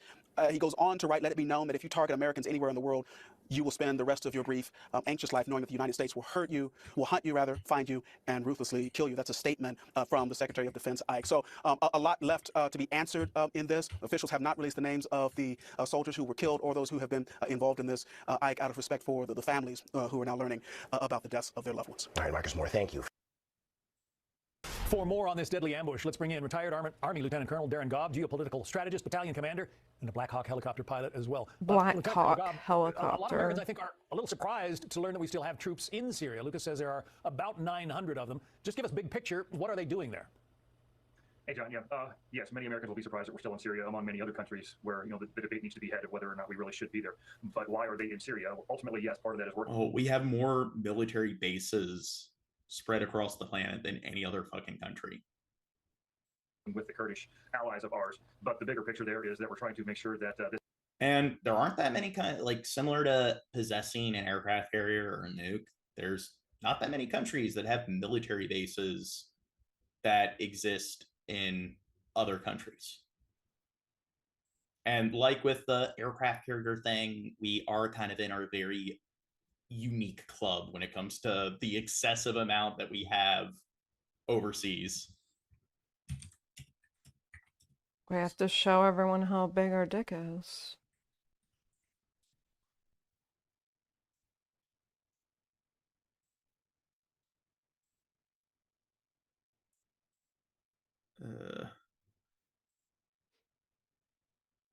Yeah, it's a lot of polka dots. I don't know. Do you think maybe it's a little excessive? Well, okay, show me another country. It's gonna have like 2.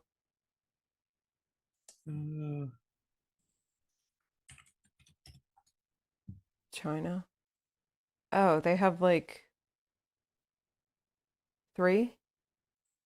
Yeah, I do know that for a while they only had 1. It was in was it Djibouti? Which is a country that, well, it has like military bases from several countries.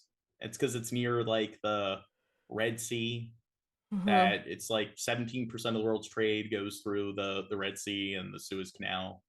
So a lot of countries have bases there to like military police the region. Let me see.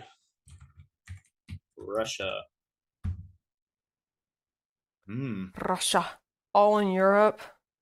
Oh, Europe and the Middle East? Eurasia? Yeah, ex-Soviet countries. And yeah, and that's near Sudan stuff, and that's near Djibouti and Yemen. That's where the Houthi pirates are, or the, yeah. Hold on, Gene. You say Djibouti, but you can't say Baltimore. Baltimore. I'm saying it the right way. That's how everyone in Baltimore says it. Baltimore. That's how you say it. No, that's not how you say it. Some breaking news. Oh, no. This Islamic caliphate doesn't actually rise out of the ashes of what many nations have dealt with over the years in the Middle East. That's ultimately ISIS's goal, as well as many organizations that are ideologically affiliated or aligned with them. So that's the stated goal of why we're there. It falls under the global war on terror that is ongoing still. So I think that debate needs to be had of whether or not they really need to be there still. One of the questions, though, is can we trust the Syrian forces that we are working with? I want to play something from the Secretary of State, Marco Rubio, who says there are still some concerns there. Listen. Some of the elements that helped the current government come to power and drive Assad out are foreign fighters. Some of them that helped them are people that have some pretty radical views, and they're not all entirely under the control of the government in Damascus. You know, which raises the question. I mean, there will be a post-mortem to figure out who this gunman was who was killed in this attack on American forces. But, you know, we have to vet the people who are allowed to get close to U.S. forces. We do, and unfortunately, it's never a perfect science, because in Afghanistan, we called this green on blue incidents where Afghan fighters were I don't know. So, Secretary of State, do they deal with expats if they're living in military bases, or is it just expats that, you know, are in embassies? Or, and I do know that just any Americans abroad, even if they're vacationing abroad, they need to make sure that so they're in charge if an American gets arrested overseas to actually like negotiate the release or the sentencing of the American citizens. And so what Syria has become under essentially what is an ISIS-led government, he's just changed what clothing he wears. They've turned into a mini version of Afghanistan again. So we really have to vet them closely. We really have to figure out a way if we can or cannot trust folks, because they're going to get closer to our people for a lot of different reasons. unfortunately, it is hard to trust people in that region for this exact reason. About a month ago, Syria's new president, Ahmed al-Shara, spoke with our Gillian Turner about the fight against ISIS just after he visited the White House, which also had a lot of people surprised. It's lagging. Listen to this. Here, maybe if I just go to the next video. Following some breaking news overseas as President Trump... Still lagging? I think it's fine. A very serious retaliation after reports of 3 Americans being killed in an ambush in Syria. As CBS's Willie James Inman reports, the 2 U.S. Army soldiers and an American interpreter were killed by a lone gunman. Pentagon officials say 2 U.S. Army soldiers and a U.S. interpreter were killed Saturday in an attack Yeah, this is like the same video. I mean, I'm not paying the best attention, but like... Usually I like to play videos from multiple sources. So we can get like a few different takes. 3 great patriots in Syria. You know how it happened? There was an ambush, terrible. 3 other U.S. personnel were wounded in the attack. What's that? Oh, I was imitating Trump. Sorry. Says they were all part of a joint counter-terror operation with Syrian forces. No group has claimed responsibility for the killings, but President Trump said on Saturday he believes ISIS was behind the attack. It was an ISIS attack on us. And I think it was Maduro and Venezuela. They were behind it. Syria. And again, we mourn the loss and we pray for them and their parents and their loved ones. I think it was ISIS that were operating all the boats, smuggling the fentanyl. And I think it was Venezuela that killed those troops in Syria. U.S. Central Command said the gunman was engaged and killed. A Syrian government spokesperson said it had issued intelligence warnings to the U.S. prior to the attacks about a possible ISIS attack in the region. The U.S. has hundreds of troops deployed in eastern Syria as part of a coalition to fight against ISIS. The designated terror group was defeated in 2019, but still has sleeper cells within the country that carry... Defeated? They're still spread throughout the entire Middle East. And like I said, currently they're having a massive ground war with Afghanistan, or with the Taliban in Afghanistan. So I don't think it's accurate to say that they were defeated. Out deadly attacks. We will retaliate. In a post on social media, Defense Secretary Pete Hegseth reiterated the White House's resolve to crack down on those targeting Americans, writing, "If you target Americans anywhere in the world, you will spend the rest of your brief, anxious life knowing the United States will hunt you, find you, and ruthlessly kill you." It seems like he's ripping off the dialogue from the, what is it, the Taken movies? Liam Neeson. Yep, I've definitely seen those. I will find you, and I will kill you. Lee James Inman, CBS News, Washington. Tonight, American military service members attacked and killed inside Syria. President Trump talking to reporters outside the White House on his way to the Army-Navy football game. We will retaliate. Trump saying... Is that all he had to say? Yeah, we'll retaliate, bye. The U.S. forces were ambushed. 3 were killed, 2 soldiers and an interpreter by, Trump says, a member of ISIS. So we mourn the loss of 3 great patriots in Syria. We also have 3 wounded. They seem to be doing pretty well. Central Command. Now, during his first term, this happened in... I believe it was in Niger, where there was I believe it was an Al-Qaeda cell that attacked a U.S., a group of U.S. Marines, and one of the veterans died, and he told the spouse that he knew what he was signing up for. Saying the attack was by a lone gunman. That gunman then engaged and killed. So he didn't seem that empathetic when it came to the troops, back during his first term, but I guess maybe he's learned, I don't know, respect the troops more. The Pentagon says the attack occurred as the soldiers were conducting a key leader engagement in Palmyra, which is just a few hundred miles from a U.S. base in Al-Tanf, Syria. America has been reducing its presence in Syria since that country's dictator, Bashar al-Assad, fell almost exactly a year ago. There are fears that ISIS will grow as the United States withdraws its forces in the region, and these are legitimate fears. A Syrian official on state TV today said there had been warnings of a resurgence of ISIS in the region, and that international coalition forces did not take Syrian warnings about the possibility of a breach by the organization seriously.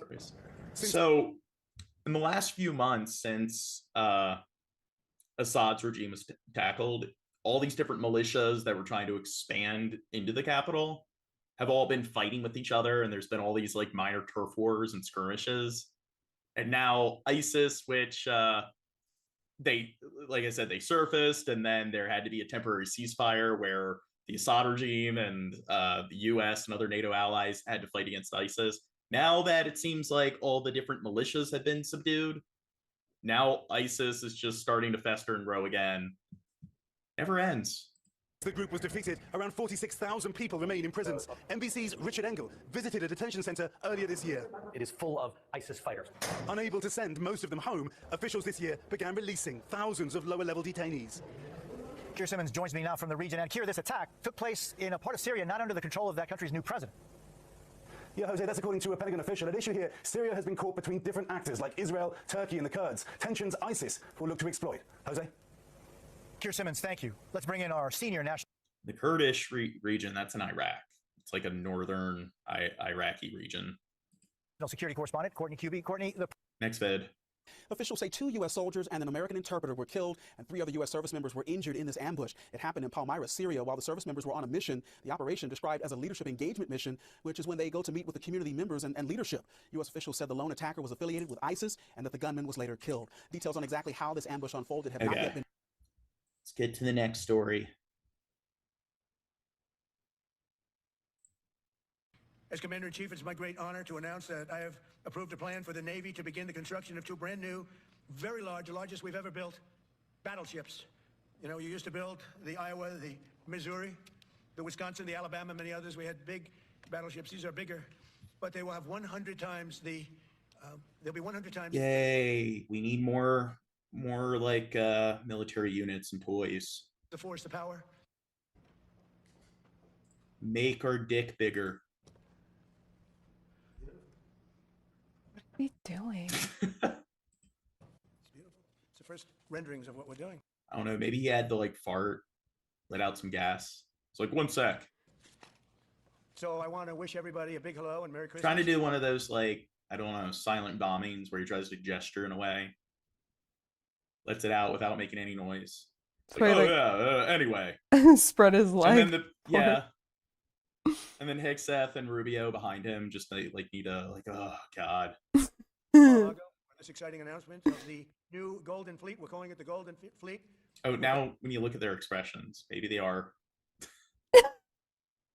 taking a whiff. Building for the United States Navy. As you know, we're desperately in need of ships. Our ships are, some of them have gotten old and tired and obsolete, and we're going to go the exact opposite direction. We're delighted to be joined by Secretary of War Pete Hegseth, who's doing a fantastic job. He loves Hegseth. They're butt buddies. Rubio is here, who gave a great few words toward the end of last week. He spoke for a couple of hours on what a good job we're doing, which is true. As Commander-in-Chief, it's my great honor to announce that I have approved a plan for the Navy to begin the construction of 2 brand new, very large, the largest we've ever built, battleships. You know, you used to build the... If it was any other president, regardless of their political affiliation, if they said that we're building the largest battleships, larger than any other battleship ever built, I wouldn't think anything of it. But because it's Trump and he says that everything is larger, grander, bigger than anything else before it, it's like, I'm skeptical that records are being broken here. Iowa, the Missouri, the Wisconsin, the Alabama, many others. We had big battleships. These are bigger, but they will have 100. They're bigger. They're big. They're huge. They're large. They're bigger. Now, his vocabulary, like I said, apparently he speaks at a 5th grade level. Mm-hmm. Like I said, a 5th of Americans read and write at or below a 5th grade level. So, no wonder there's that 1/5 of the population that really loves this guy. Times the there'll be 100 times the force, the power, and there's never been anything like these ships. These have been under design consideration. Don't you think he could add more variety when it comes to, I mean, his choice of words, his, I guess his verbal prose? It's so fucking redundant. Not everyone speaks with big words like you. Well, not even like his choice of words. It's like, in terms of, it is his choice of words. That's exactly what you're criticizing. Not like the individual words he's using, but it's also just how he uses all the words in conjunction with one another. So it's just even like his sentence structure. It's like he's just regurgitating the same sentence 4 or 5 times over. Oh yeah. But with like 2 or 3 words changed around, and they're all pretty small, banal terms. That's great. Banal and pedestrian. There'll be 100 times the force, the power. Banal and pedestrian. I mean, he's like a skipping record. They'll be like 100% the power, bigger than anything. They're larger, bigger than anything built. There's never been anything like these. Never anything like it. Been under design consideration for a long. Take a sip every single time he says, "There's never been anything like it, bigger than ever." Nothing like it. It's like you'll be dead by the end of the 15-minute like lecture. Long time. And it started with me in my first term because I said, "Why aren't we doing battleships like we used to?" And the like we used to. best in the world. They'll be the fastest, the biggest, and by far fastest, the biggest. 100 times more powerful. So people who buy into what he fucking says, and you'll see Trump cards that will pop into the chat. And I'm not going to say just because somebody is Republican or conservative, that makes them stupid. So your Trump sycophants, they're their own unique breed, but they're usually the ones that will play the black and white game of it's the other side. It's the Democrats that just believe whatever the media tells them. But then they regurgitate what Trump is saying. And it's just, when you look at just how complicated like politics is and running a fucking country and dealing with all the geopolitics as well, it's like, do you honestly think that 100% of the time everything is always like to the complete positive extreme where it's always 100%, 110%? Well, you know that's a trait of narcissism. Well, but it's not even him. The people that believe, are they not able to process how like numbers aren't that fucking clean? Do they honestly think that things are that fucking binary where it's just everything always is the top echelon in every single area, every like policy, every single like plan, practice, whatever. So it's always at the top. It's always above like whatever the largest thing that came before it. And it's I don't know, do you think maybe they're lacking in terms of critical thinking? Well, I mean, Trump did stop 2,000 years worth of war in the Middle East. Did you know that a fifth of Americans believe in haunted houses, and they believe that they've lived in haunted houses and they've had direct encounters with ghosts? And did you know a fifth of Americans believe in the QAnon conspiracy theory? Oh, what is that? I forgot what that is. Some retarded deep state sort of conspiracy theory. And did you know that I know I say this all the time, a fifth of Americans are functionally illiterate? So I don't know. There seems to be that 1/5 of the population that I think there's a lot of the people that fall into that 20% and that 20% and that 20%. I think there's a lot of overlap. And I think that they're the kind of people that put on their MAGA hats and stand behind Trump at his rallies. Than any battleship ever built. So oh, it's skipping. I want to see the speech, though. Wisconsin, Alabama. What's with the Biden obsession? We weren't even talking about him. Yeah. And I think Biden was a shitty fucking president, so. And others, but they were similar in size. Some a little bit bigger than the others, but if you take the biggest one, it's 100 times more powerful. Take the biggest one. It's 100 times more powerful. No, 10,000 times. They're longer by a little bit, but they're bigger. They're bigger ships, but they hold much more. They use the word lethality. And he said something like the other day that it's the price of whatever like decreased by 300%, and it's like if something decreases by 300%, that would be that it like would cost $0. Math. Battleships are the largest, sturdiest, and most heavily armed vessel built specifically for naval combat, while America has built many new warships. He has not said anything fucking unique. He has literally been repeating the same statement throughout this entire like speech. Ships over the years, they've tended to be smaller and much smaller, and but now they're not larger, conducive to larger where than we are anything. and where we're going, and peace through strength. But including, we've been building Massive. aircraft carriers. We're going to be upping that also. We're going to be Okay. Well, here he's talking about aircraft carriers, so I guess he's talking about a different type of going to naval a vehicle. superior aircraft. We have the Ford class. We're going to be upping that to a different class of aircraft carrier. And we haven't built a battleship since 1994. Hasn't he already mentioned that they haven't built a battleship since, what is it, 1984? So 1984. Oh. Well, I'm fairly certain he's already said that a couple times. Cutting-edge vessels will be some of the most lethal surface warfare ships. Mr. President, I think you're stuck in a loop. It will be actually the most ever built other than our submarines. We have submarines which will have, in many ways, even more lethality, and we have many of them under construction. Each one. Did you know we got many of them under construction? Did you know that?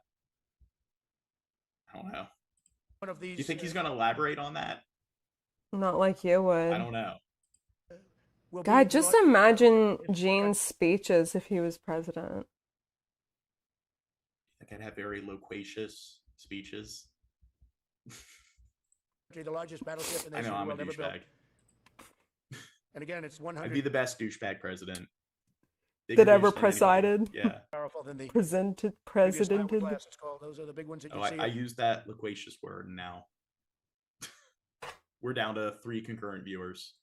Show victory at sea. We only have 3 viewers. Classic.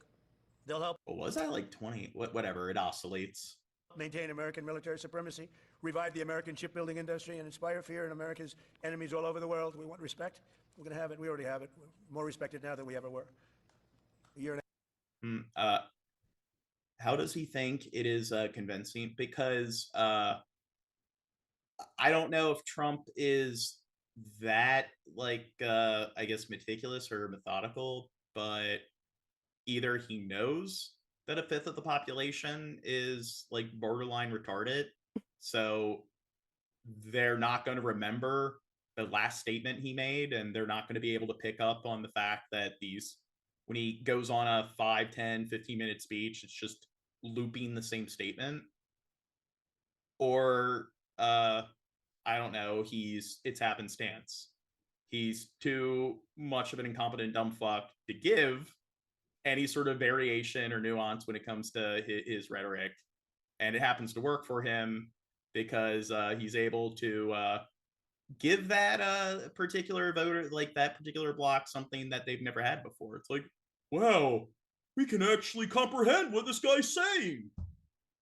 a half ago, they laughed at us. Now they respect us again at levels that they've never respected us. Finally. We envision that these Somebody who thinks of nothing but all are like on-off black and white extremes like me. 2 ships, we're talking about 10, but we're going to start with. I'm Donald Trump. I speak in black and white extremes. I speak in black and white extremes better than anybody. Nobody's more black and white than I am. It's all this or all that, 100%, 0%. 2, and we're going to quickly morph into 10, and ultimately we think it's going to be anywhere from 20 to 25 of these. But we're starting with the first 2 immediately, and we're going to then Okay, we're getting some new information here. very quickly some numbers involved with. I think we're going to do another 8, and then we're going to ultimately and pretty quickly have a total of about 20 to 25. We'll make that determination. He already said 20 to 25. This is like the 3rd time he made a statement like 3 times in a row. Vision that these ships will be. I mean, I can't pay attention because you keep pausing it after every sentence, so I don't know what he's saying anymore. Would you prefer that I keep it playing and I talk over the dialogue? Shut up. Supposed to be transformative here. Battleships to be produced in the years to come. From Theodore Roosevelt, the Great White Fleet, you remember that, the Great White Fleet, to the legendary USS Missouri, whose massive guns helped win World War II. America's battleships have always been unmistakable symbols of national power.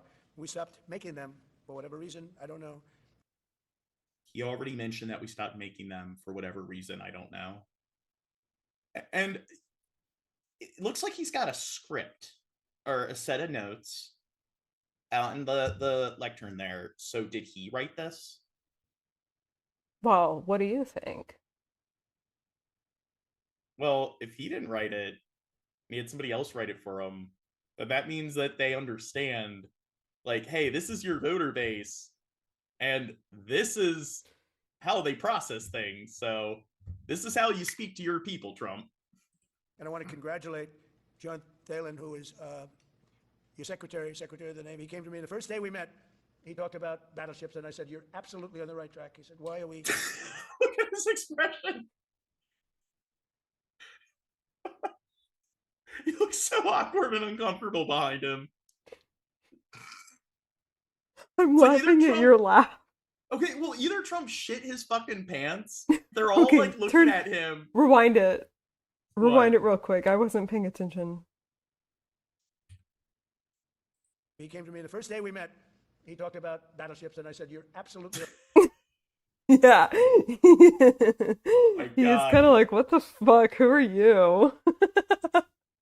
On the right track. He said, "Why are we doing other things? We have missiles, which are much more expensive." No, but it's like either it's the fact that it's just they're listening to his speech. It's like, oh my God, he's looping again. He's skipping. Well, why are they standing like, maybe they're holding in their farts. No, Maybe. but their hands, like, maybe they should have their hands kind of more like this in front of them.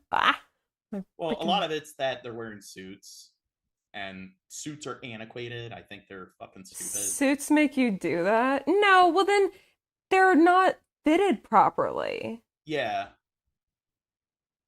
Well, hey, they are appointed by Trump, so I think Trump appointees can get their suits fitted properly. Do you get your suit fitted properly? Yeah, 100%. So there. It's like maybe he shit himself, and then that's why they're.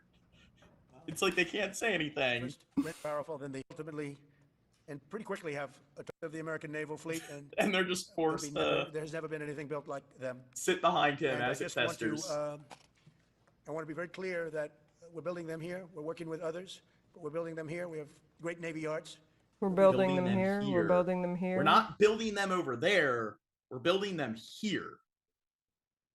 Negotiating with some of the companies that are running Here, those yards. the opposite of there. Over the yards. We used to build a ship a day Hence, during World War not II. there. Now we don't do ships very much anymore. We do military ships. We do it here better than anybody. Submarines. By the way, we're 15 to 20 years advanced in our submarines over anybody else. That was one of the things that I did. That might be true. In my first term, we make the best submarines by far in the world. We're at least 15 years advanced ahead of anybody else in submarine development. Most powerful, that's right, the most powerful weapon. Well, he did a shrug like he doesn't know what he's talking about.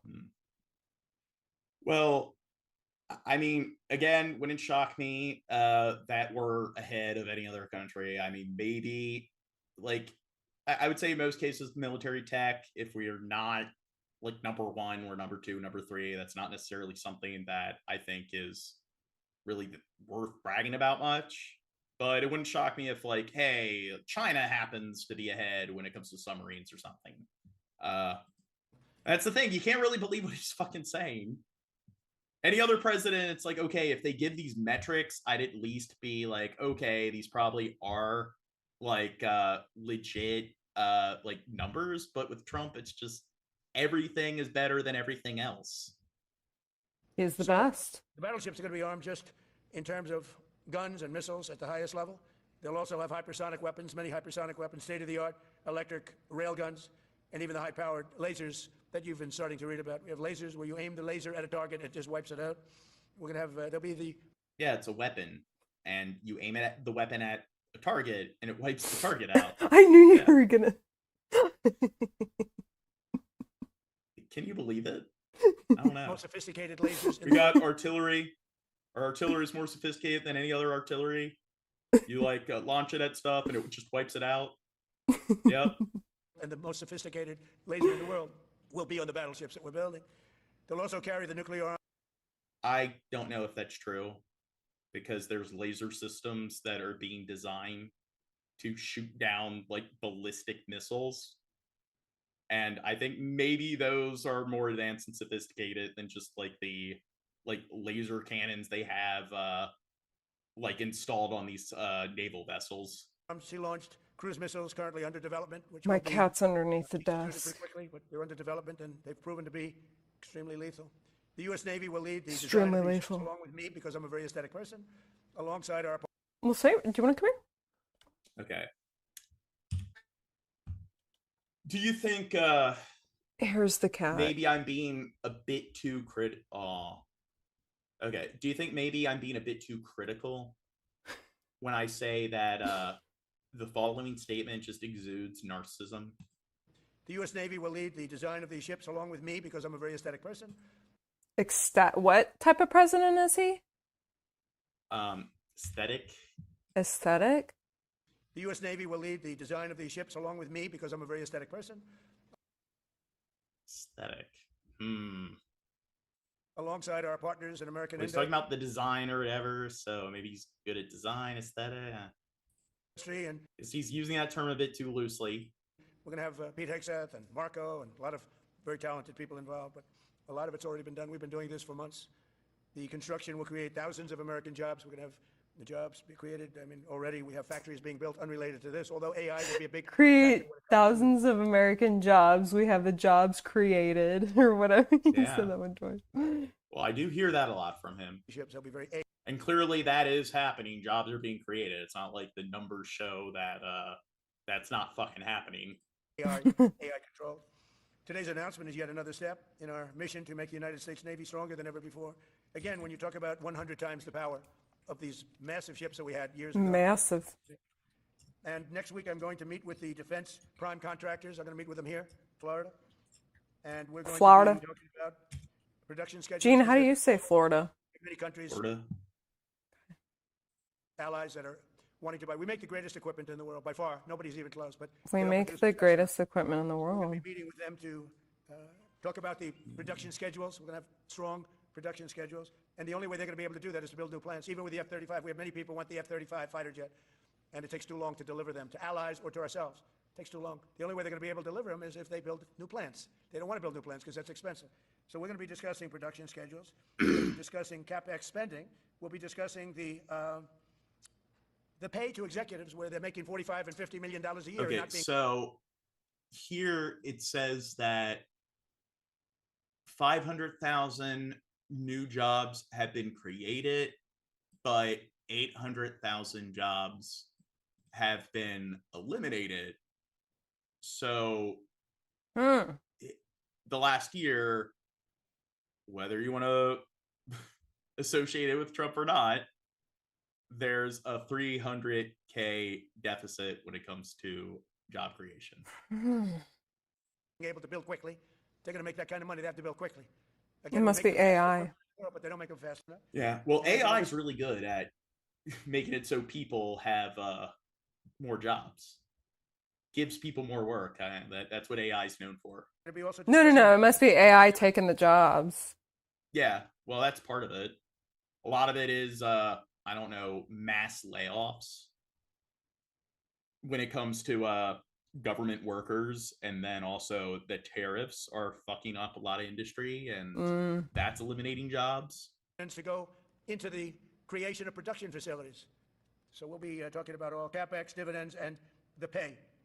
We're also going to be talking about buybacks. They spend so much money on buyback. They want to buy back their stock. I don't want them to buy back their stock. I want them to put the money in plant and equipment so they can build these planes fast, rapidly, like immediately. I mean, I have sold more planes than any president. He sold more planes than any president. Far times probably. I am going to post-stream go back and fact check everything he's saying here, and then next stream I'm going to see how many of these statements actually turn out to be true.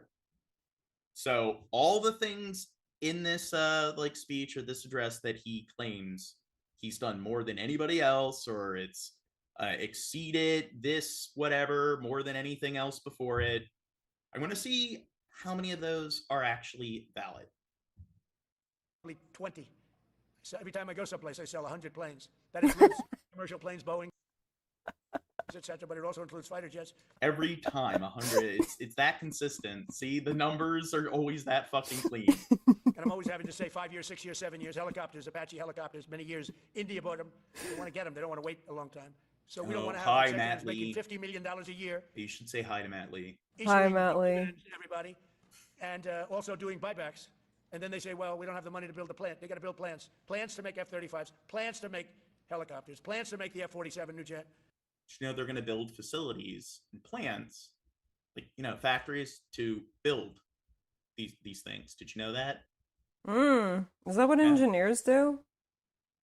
They're part of it. And that's it. And that's what I'm going to be talking to them about. They're going to start spending money on building airplanes and ships and the things that we need. Not in 10 years and 15 years. We need them now. And we're now. Yeah, immediately. It's not going to be soon. It's going to be now.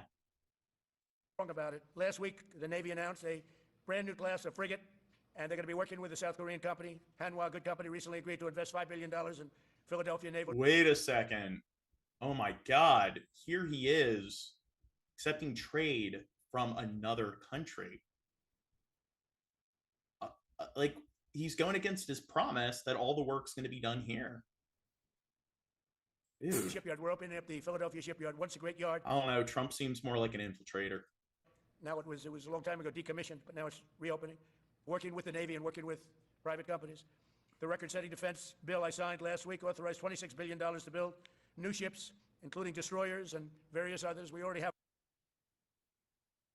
He's signed agreements to build more ships. More agreements.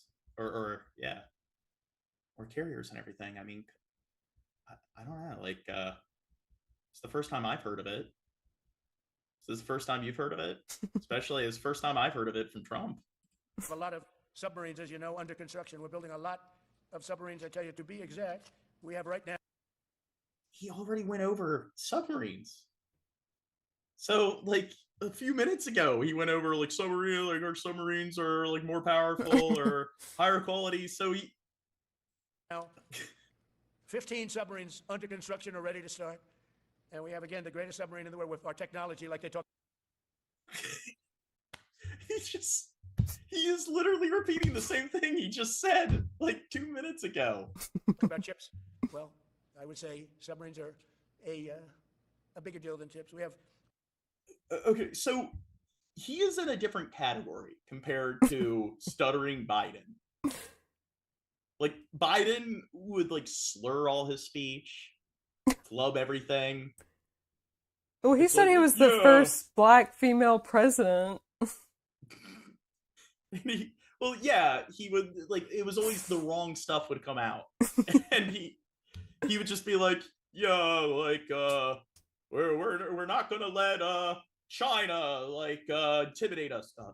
Mr. President, Hamas. Oh yeah, Hamas. But Trump, it's just he's a different type of dementia. It's just he's in his loop. He's in the dementia loop. We're at least 15 years ahead of any other competitor. China, right? So this is, what is it? It's circumstantiality. So circumstantial speech. So if somebody has, like, a head injury or if they're going senile, they're stuck in a loop. It's just they're not progressing. But then there's, like, tangential speech, and that's also something you'll see with people who have head injuries or people, like, cognitive decline. It's also associated with, like, psychosis, schizophrenia. And that's where it's all over the place and disjointed, disconnected. So his speech is more circumstantial, and Biden's speech is more tangential. Tangenitals. Okay, that's a Shab joke. Oh, shit, we're in Zoom, so I can't do the horn. We're also building right now 3 large aircraft carriers in addition to the ones we have. And we have, actually, interestingly, we have a lot of submarines. How many submarines do we have now? Didn't he already ask? I don't know if he asked. Why is he looking down so guilty? Jesus Christ. Yeah. Okay, wait. You have to rewind it and let this guy play through. Interestingly, we have a lot of submarines. How many submarines do we have now altogether, approximately? Huh? What? We're playing it at 1.5 speed. We got to do normal speed here. We have a lot of submarines. How many submarines do we have now altogether, approximately? Huh? What? Over 30. We have over 30. But these are the super subs. He's like, come on. Look at both of them. They're both looking down. They look like they're at a funeral. Well, no, this guy on the right was kind of acting like, dude, come on. Well, that's like when you're like visiting your distant relatives, and it's your auntie who is like, oh, she's getting there in years where the decline's coming in. It's like, oh yeah, yes, auntie. It's like that's talking to like great grandpa Paul. Yeah, like did I ever tell you about this? It's like, oh yeah. Huh? What? We have over 30. But these are the super. It is the geriatric state. There's nothing like them. So we're going to be doing from 12 to 15. He is. It's either like they know that, okay, he didn't take his dementia pills, or he is smelling the diaper rank. Brand new submarines. We have a couple of other things going on. We'll be building other elements of Navy. We'll be fixing up headquarters. We'll be fixing up places for our great sailors to live. And we're going to be working very hard with companies, but we're also going to be penalizing companies that aren't doing a good job. For instance, when they built the Gerald Ford, the cost overruns were ridiculous. That was done in Norfolk, Virginia. I'm pretty sure he already mentioned the Ford aircraft carrier. And it's like, yeah, we got all these naval vehicles in the works. It's like, it's the 10th time you've said it, Mr. President. We're going to be talking about that with that company. The cost overruns were out of control. In World War II, the United States built upwards of 4 ships per day. Can you believe it? 4 ships a day, on average. And now they weren't all big warships, but they were ships, freighters. They weren't all warships, but they were ships. And it's a tragedy that we allowed this incredible capability to just go astray. We don't do that much anymore. We do build our warships, but that's about it. But that's a lot. We're going to restore America as a major shipbuilding power. We're going to ensure the USA is the most powerful fleet anywhere in the world. And okay, never mind. I'm not afraid that Trump will overthrow the government. I don't think we need to be concerned anymore. The future with battleships helping lead the way, and the submarines. And again, nobody competes with us on submarines. So nobody. The submarines. We're building the submarines again. It's like the 3rd, 4th time. You didn't even add anything new. No additional information. We're building submarines. We're building aircraft carriers. The Gerald Ford. Building like battleships, bigger than ever. We got lots of ships in that are planned to be assembled. More ships than anyone. Than planes, submarines. How many submarines do we have? Thank everybody. 300. Secretary Hicks had to say a few words. In a story first reported. Why? What did you do? It ended. It ended right there like that? Okay. Yeah. Automatically went to the next video. Okay, well that was gold. That was definitely something that needs to be clipped out later. It's its own 20-30 minute upload.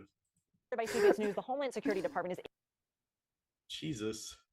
Increasing the financial incentive for undocumented migrants who voluntarily leave the U.S. Officials say they will now offer he likes his subs. Exit bonus to those who self-deport. Well, I like my subs, so I want to see more subs. The U.S. by the end of 2025. That's triple the initial offer of $1,000 made earlier this year. DHS says that since January, 1.9 million undocumented immigrants have voluntarily left the U.S. CBS News Homeland Security correspondent Nicole Scango was first to report this and joins us now. Nicole, how does this program work? In order to take part in the program, migrants need to download what's known as the CBP Home app on a smartphone, enter their personal information, and register their plans to depart the U.S. voluntarily. DHS says migrants can use that app to notify the department of their departure and to confirm they've left the country once their travel is all done. As part of a holiday push to encourage self-deportation, DHS, as you mentioned, tripled that cash stipend from $1,000 to $3,000 for those who leave by the end of the calendar year, December 31st. The department says There's Ice Barbie. Is she wearing color-changing contacts? Like, stop. Hey, are you criticizing someone for having finesse and everything? Finesse? Yeah. Enforcement actions. You don't want our politicians to be more eccentric or whatever? You want them to all be like some old fuck in a suit? So long as they're making. Isn't she old? Okay, how old is? I'm gonna look how old she is. United States. And this program. Well, that's how dystopian our government or reality is. That somebody who's 60 is not even considered that old when it comes to being a politician. She's 53. Yeah, well, she is pretty young for a politician or whatever. To remove undocumented migrants. Where do things stand nearly a year into the president's second term? Yeah, Lindsay, you mentioned that DHS says about 1.9 million undocumented migrants voluntarily self-deported since January, with tens of thousands using the CBP Home app. Now, we should note CBS News hasn't been able to independently verify those claims, and CBP hasn't fully documented those numbers. But according to internal government figures that were previously obtained by CBS, over the first 6 months of the president's second term, the administration deported nearly 150,000 people and recorded at least 13,000 who self-deported. But as you mentioned, self-deportation is just one piece of a larger puzzle. Apart from the voluntary departures, the administration has also continued traditional ICE. Yeah, how long have we been going? A little over 3 hours. 3:30, yeah. Let's get to the next topic. Investigators in Moscow say that Russian Lieutenant General Fanil Sarvarov has been killed by a bomb detonated beneath his car. According to local media, the explosion occurred around 7 a.m. Moscow I think it was ISIS. time on Monday morning. Russia's investigative committee said they are looking for a link to Ukrainian intelligence services. Ukraine claimed responsibility for the killing of a separate Russian general with a planted bomb just over a year ago. Let's take a listen to more of what that investigative committee had to say. The investigation is working out various versions of the murder. One of them is that it was an assassination by Ukrainian special services. The investigation is being monitored by the... Now, you know what? If Biden was in office, Kamala, this bombing never would have happened. Investigative committee. Well, for more, we're now bringing in our Riga Bureau Chief, Yuri Reshetto. Yuri, great to see you. So what do we know about Lieutenant General Fanil Sarvarov, who was reportedly killed in Moscow? Well, Pablo, Lieutenant General Fanil Sarvarov used to run the operational training department for Russia's general staff. So a high-ranking general. He's seen plenty of action over the years, fighting in the clashes between Ossetia and Ingushetia, Russian republics in the North Caucasus, back in the early... So it's like 3:40. So that means that, was it people on the West Coast? It's 12:40 where they are.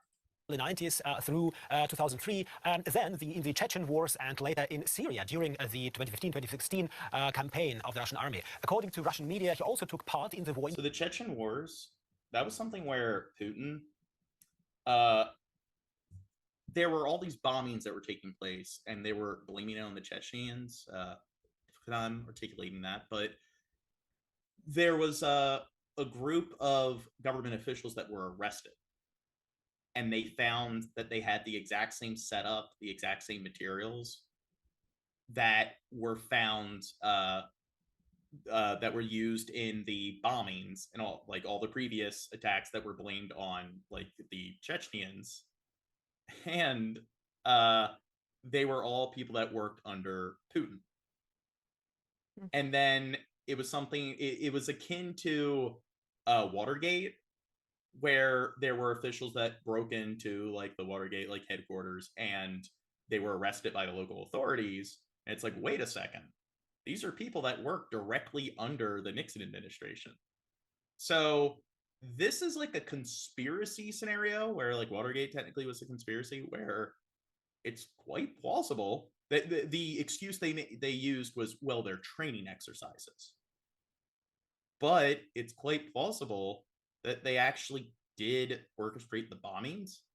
So they had an excuse to go to war with the Chechens because they were planning on breaking off and seceding from Russia. Mm-hmm. Ukraine. All right, Yuri, well, who could be behind this then? Well, look, given the situation, it looks like the blast was no accident. Sarvarov's car blew up around 7 a.m. in a parking lot near an apartment building in Moscow. Russian Telegram channels say the explosion happened just after the driver got in and moved a few meters. The bomb was probably fixed under the car, and Russian media claim it was a magnetic mine. No one knows who did it yet. Investigators are looking at the different angles, but based on what we know so far, there are plenty of signs pointing probably to Ukrainian intelligence being involved. Yuri, is this calling into question the effectiveness of Russia's security services? Well, this obviously shows that Russian generals and top military brass running the war against Ukraine are living at least in borrowed time, and Russia's security services cannot seem to keep them safe. This isn't the first time, Pablo, something like this has happened. Since the war began, there have been several bombings inside Russia aimed at military. Yeah, there was that one bombing of like a fuel facility, and I think it was like an oil factory, and it was like one of the largest explosions, non-nuclear explosions, and only 3 people died. Then there was they blew up a bridge in Crimea, and I'm trying to think. Oh, and that pipeline was destroyed. Forget whether that was they used explosions there. Figures or, let's say, outspoken supporters, public supporters of the invasion. And then there was also a terrorist attack ISIS conducted on, it was at an airport. They shot up an airport, and they were clearly all Middle Eastern, but Putin claimed that they were Ukrainian. We remember in 2023, a war correspondent was killed in a cafe blast in St. Petersburg. Then in 2024, a year later, a car bomb in Moscow injured a general staff officer.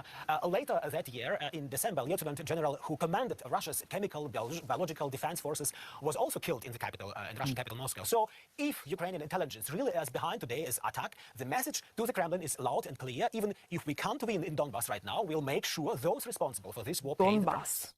All right, Yuri, we'll leave it there, but great to get that update. DW's Yuri Rishetto from... Far from the front lines, another top Russian general assassinated. A car bomb placed under Lieutenant General Fennel Sarvarov's car shocked this quiet southern Moscow neighborhood early this morning. We thought it was a Ukrainian drone attack, said this neighbor. So I know there have been numerous assassination attempts on Zelensky, and it was something like it was over a couple dozen assassination attempts just in the first year of the war. And they haven't been able to successfully clip them. So here it seems like, I don't know, Ukraine, which on paper they have a much weaker military. It's like they're better at following through with the more covert sort of stealth saboteur operations. The spokesperson for Russia's top investigative agency saying it's investigating whether Ukrainian intelligence orchestrated the killing. No comment from Ukraine. It's the third bombing in the past year assassinating a senior Russian military official, including a deputy head of the general staff killed in April. And a year ago, a general in charge of the Russian military's chemical and nuclear weapons protection was killed by a bomb on a scooter. Despite continued fighting, both sides now expressing more optimism about President Trump's peace plan after meeting separately with U.S. negotiators in Miami, including the president's son-in-law Jared Kushner and envoy Steve Witkoff. The country's president said they were very close to a real outcome. There are some things we are probably not ready for, he said, and I'm sure there are things the Russians aren't ready for either. While Russia's special envoy called their talks with the U.S. constructive. All right, Matt Bradley joins us now. Matt, as those Who said that they're constructive? Oh, I was dozing off. All right, Matt Bradley joins us now. Matt, as those conversations are ongoing tonight. There are some things we are probably not ready for, he said, and I'm sure there are things the Russians aren't ready for either. While Russia's special envoy called their talks with the U.S. constructive. Russia's special? Oh, I'm surprised. Yeah. All right, Matt Bradley joins us now. Matt, as those conversations. Okay, we covered the Russian bombings. Bombings. So luckily there ain't any bombings in Baltimore, but covered everything. We've given people over like 3 hours, 30 minutes content. I think we did a good job. So close to 1.8K views. I think it's time to call it a night. It's almost 4. So do you think, I don't know, it's Christmas Eve tomorrow, and then Christmas Eve. It's crazy. So I don't think we'll be doing a stream Christmas Eve or Christmas, but what about post-Christmas Day? We'll see. You're the one that's always trying to dip out. Oh, maybe. But hey, we've done a good job of like the last week. Haven't we gotten 4 streams done in the last 7 days? I don't know exactly, but yeah. Here, I gotta look at my channel. I guess we can still talk the chat for a few minutes before. More beanie. Yeah, why wouldn't we stream Christmas Eve and Christmas? There's shit going down. I don't know. Probably. I don't know what my relatives are doing. I haven't checked my text or my voicemail, so I am more responsive with you than my relatives. But that's hilarious. I mean, I could say the same it's thing. There's one of 4 locations of one of my relatives where they're probably going to get together. So yeah, that. I know I'm going to probably take an Uber somewhere. So what was it, 4 days ago, 8 days ago? So close to yeah. So I guess 8 days, so a little over a week, but still in the last 8 days we've gotten 4 streams done. 1 stream every 2 days. That So, is a I don't lot. know, maybe this change in cast is a good thing. Good morning. Where are you from? We're about to head out. Yeah. Well, remember, there's the lag, there's the delay. Yeah, I know. And then it's like we had a viewer from Brazil. It's always our foreign viewers that are nice to us, and then it's the it's our own our fellow own Americans that attack us because we don't suck Trump's dick. Oh, okay, yeah, you are right about that. Yeah, the foreign viewers were complaining. But, well, and they're in South America. I mean, they have a right to be complaining. No, but we get foreign viewers from all over the place. You love your foreign viewers. I like diversity. I'm open to new experiences. But yeah, good morning, good afternoon, whatever part of the globe you're living in. Please subscribe. Gonna do more streams. Join our Discord. Love streaming more than anybody. We love more new subscribers. We cherish our subscribers more than any other YouTuber because, yeah, we go above and beyond. But I guess it's time to head out.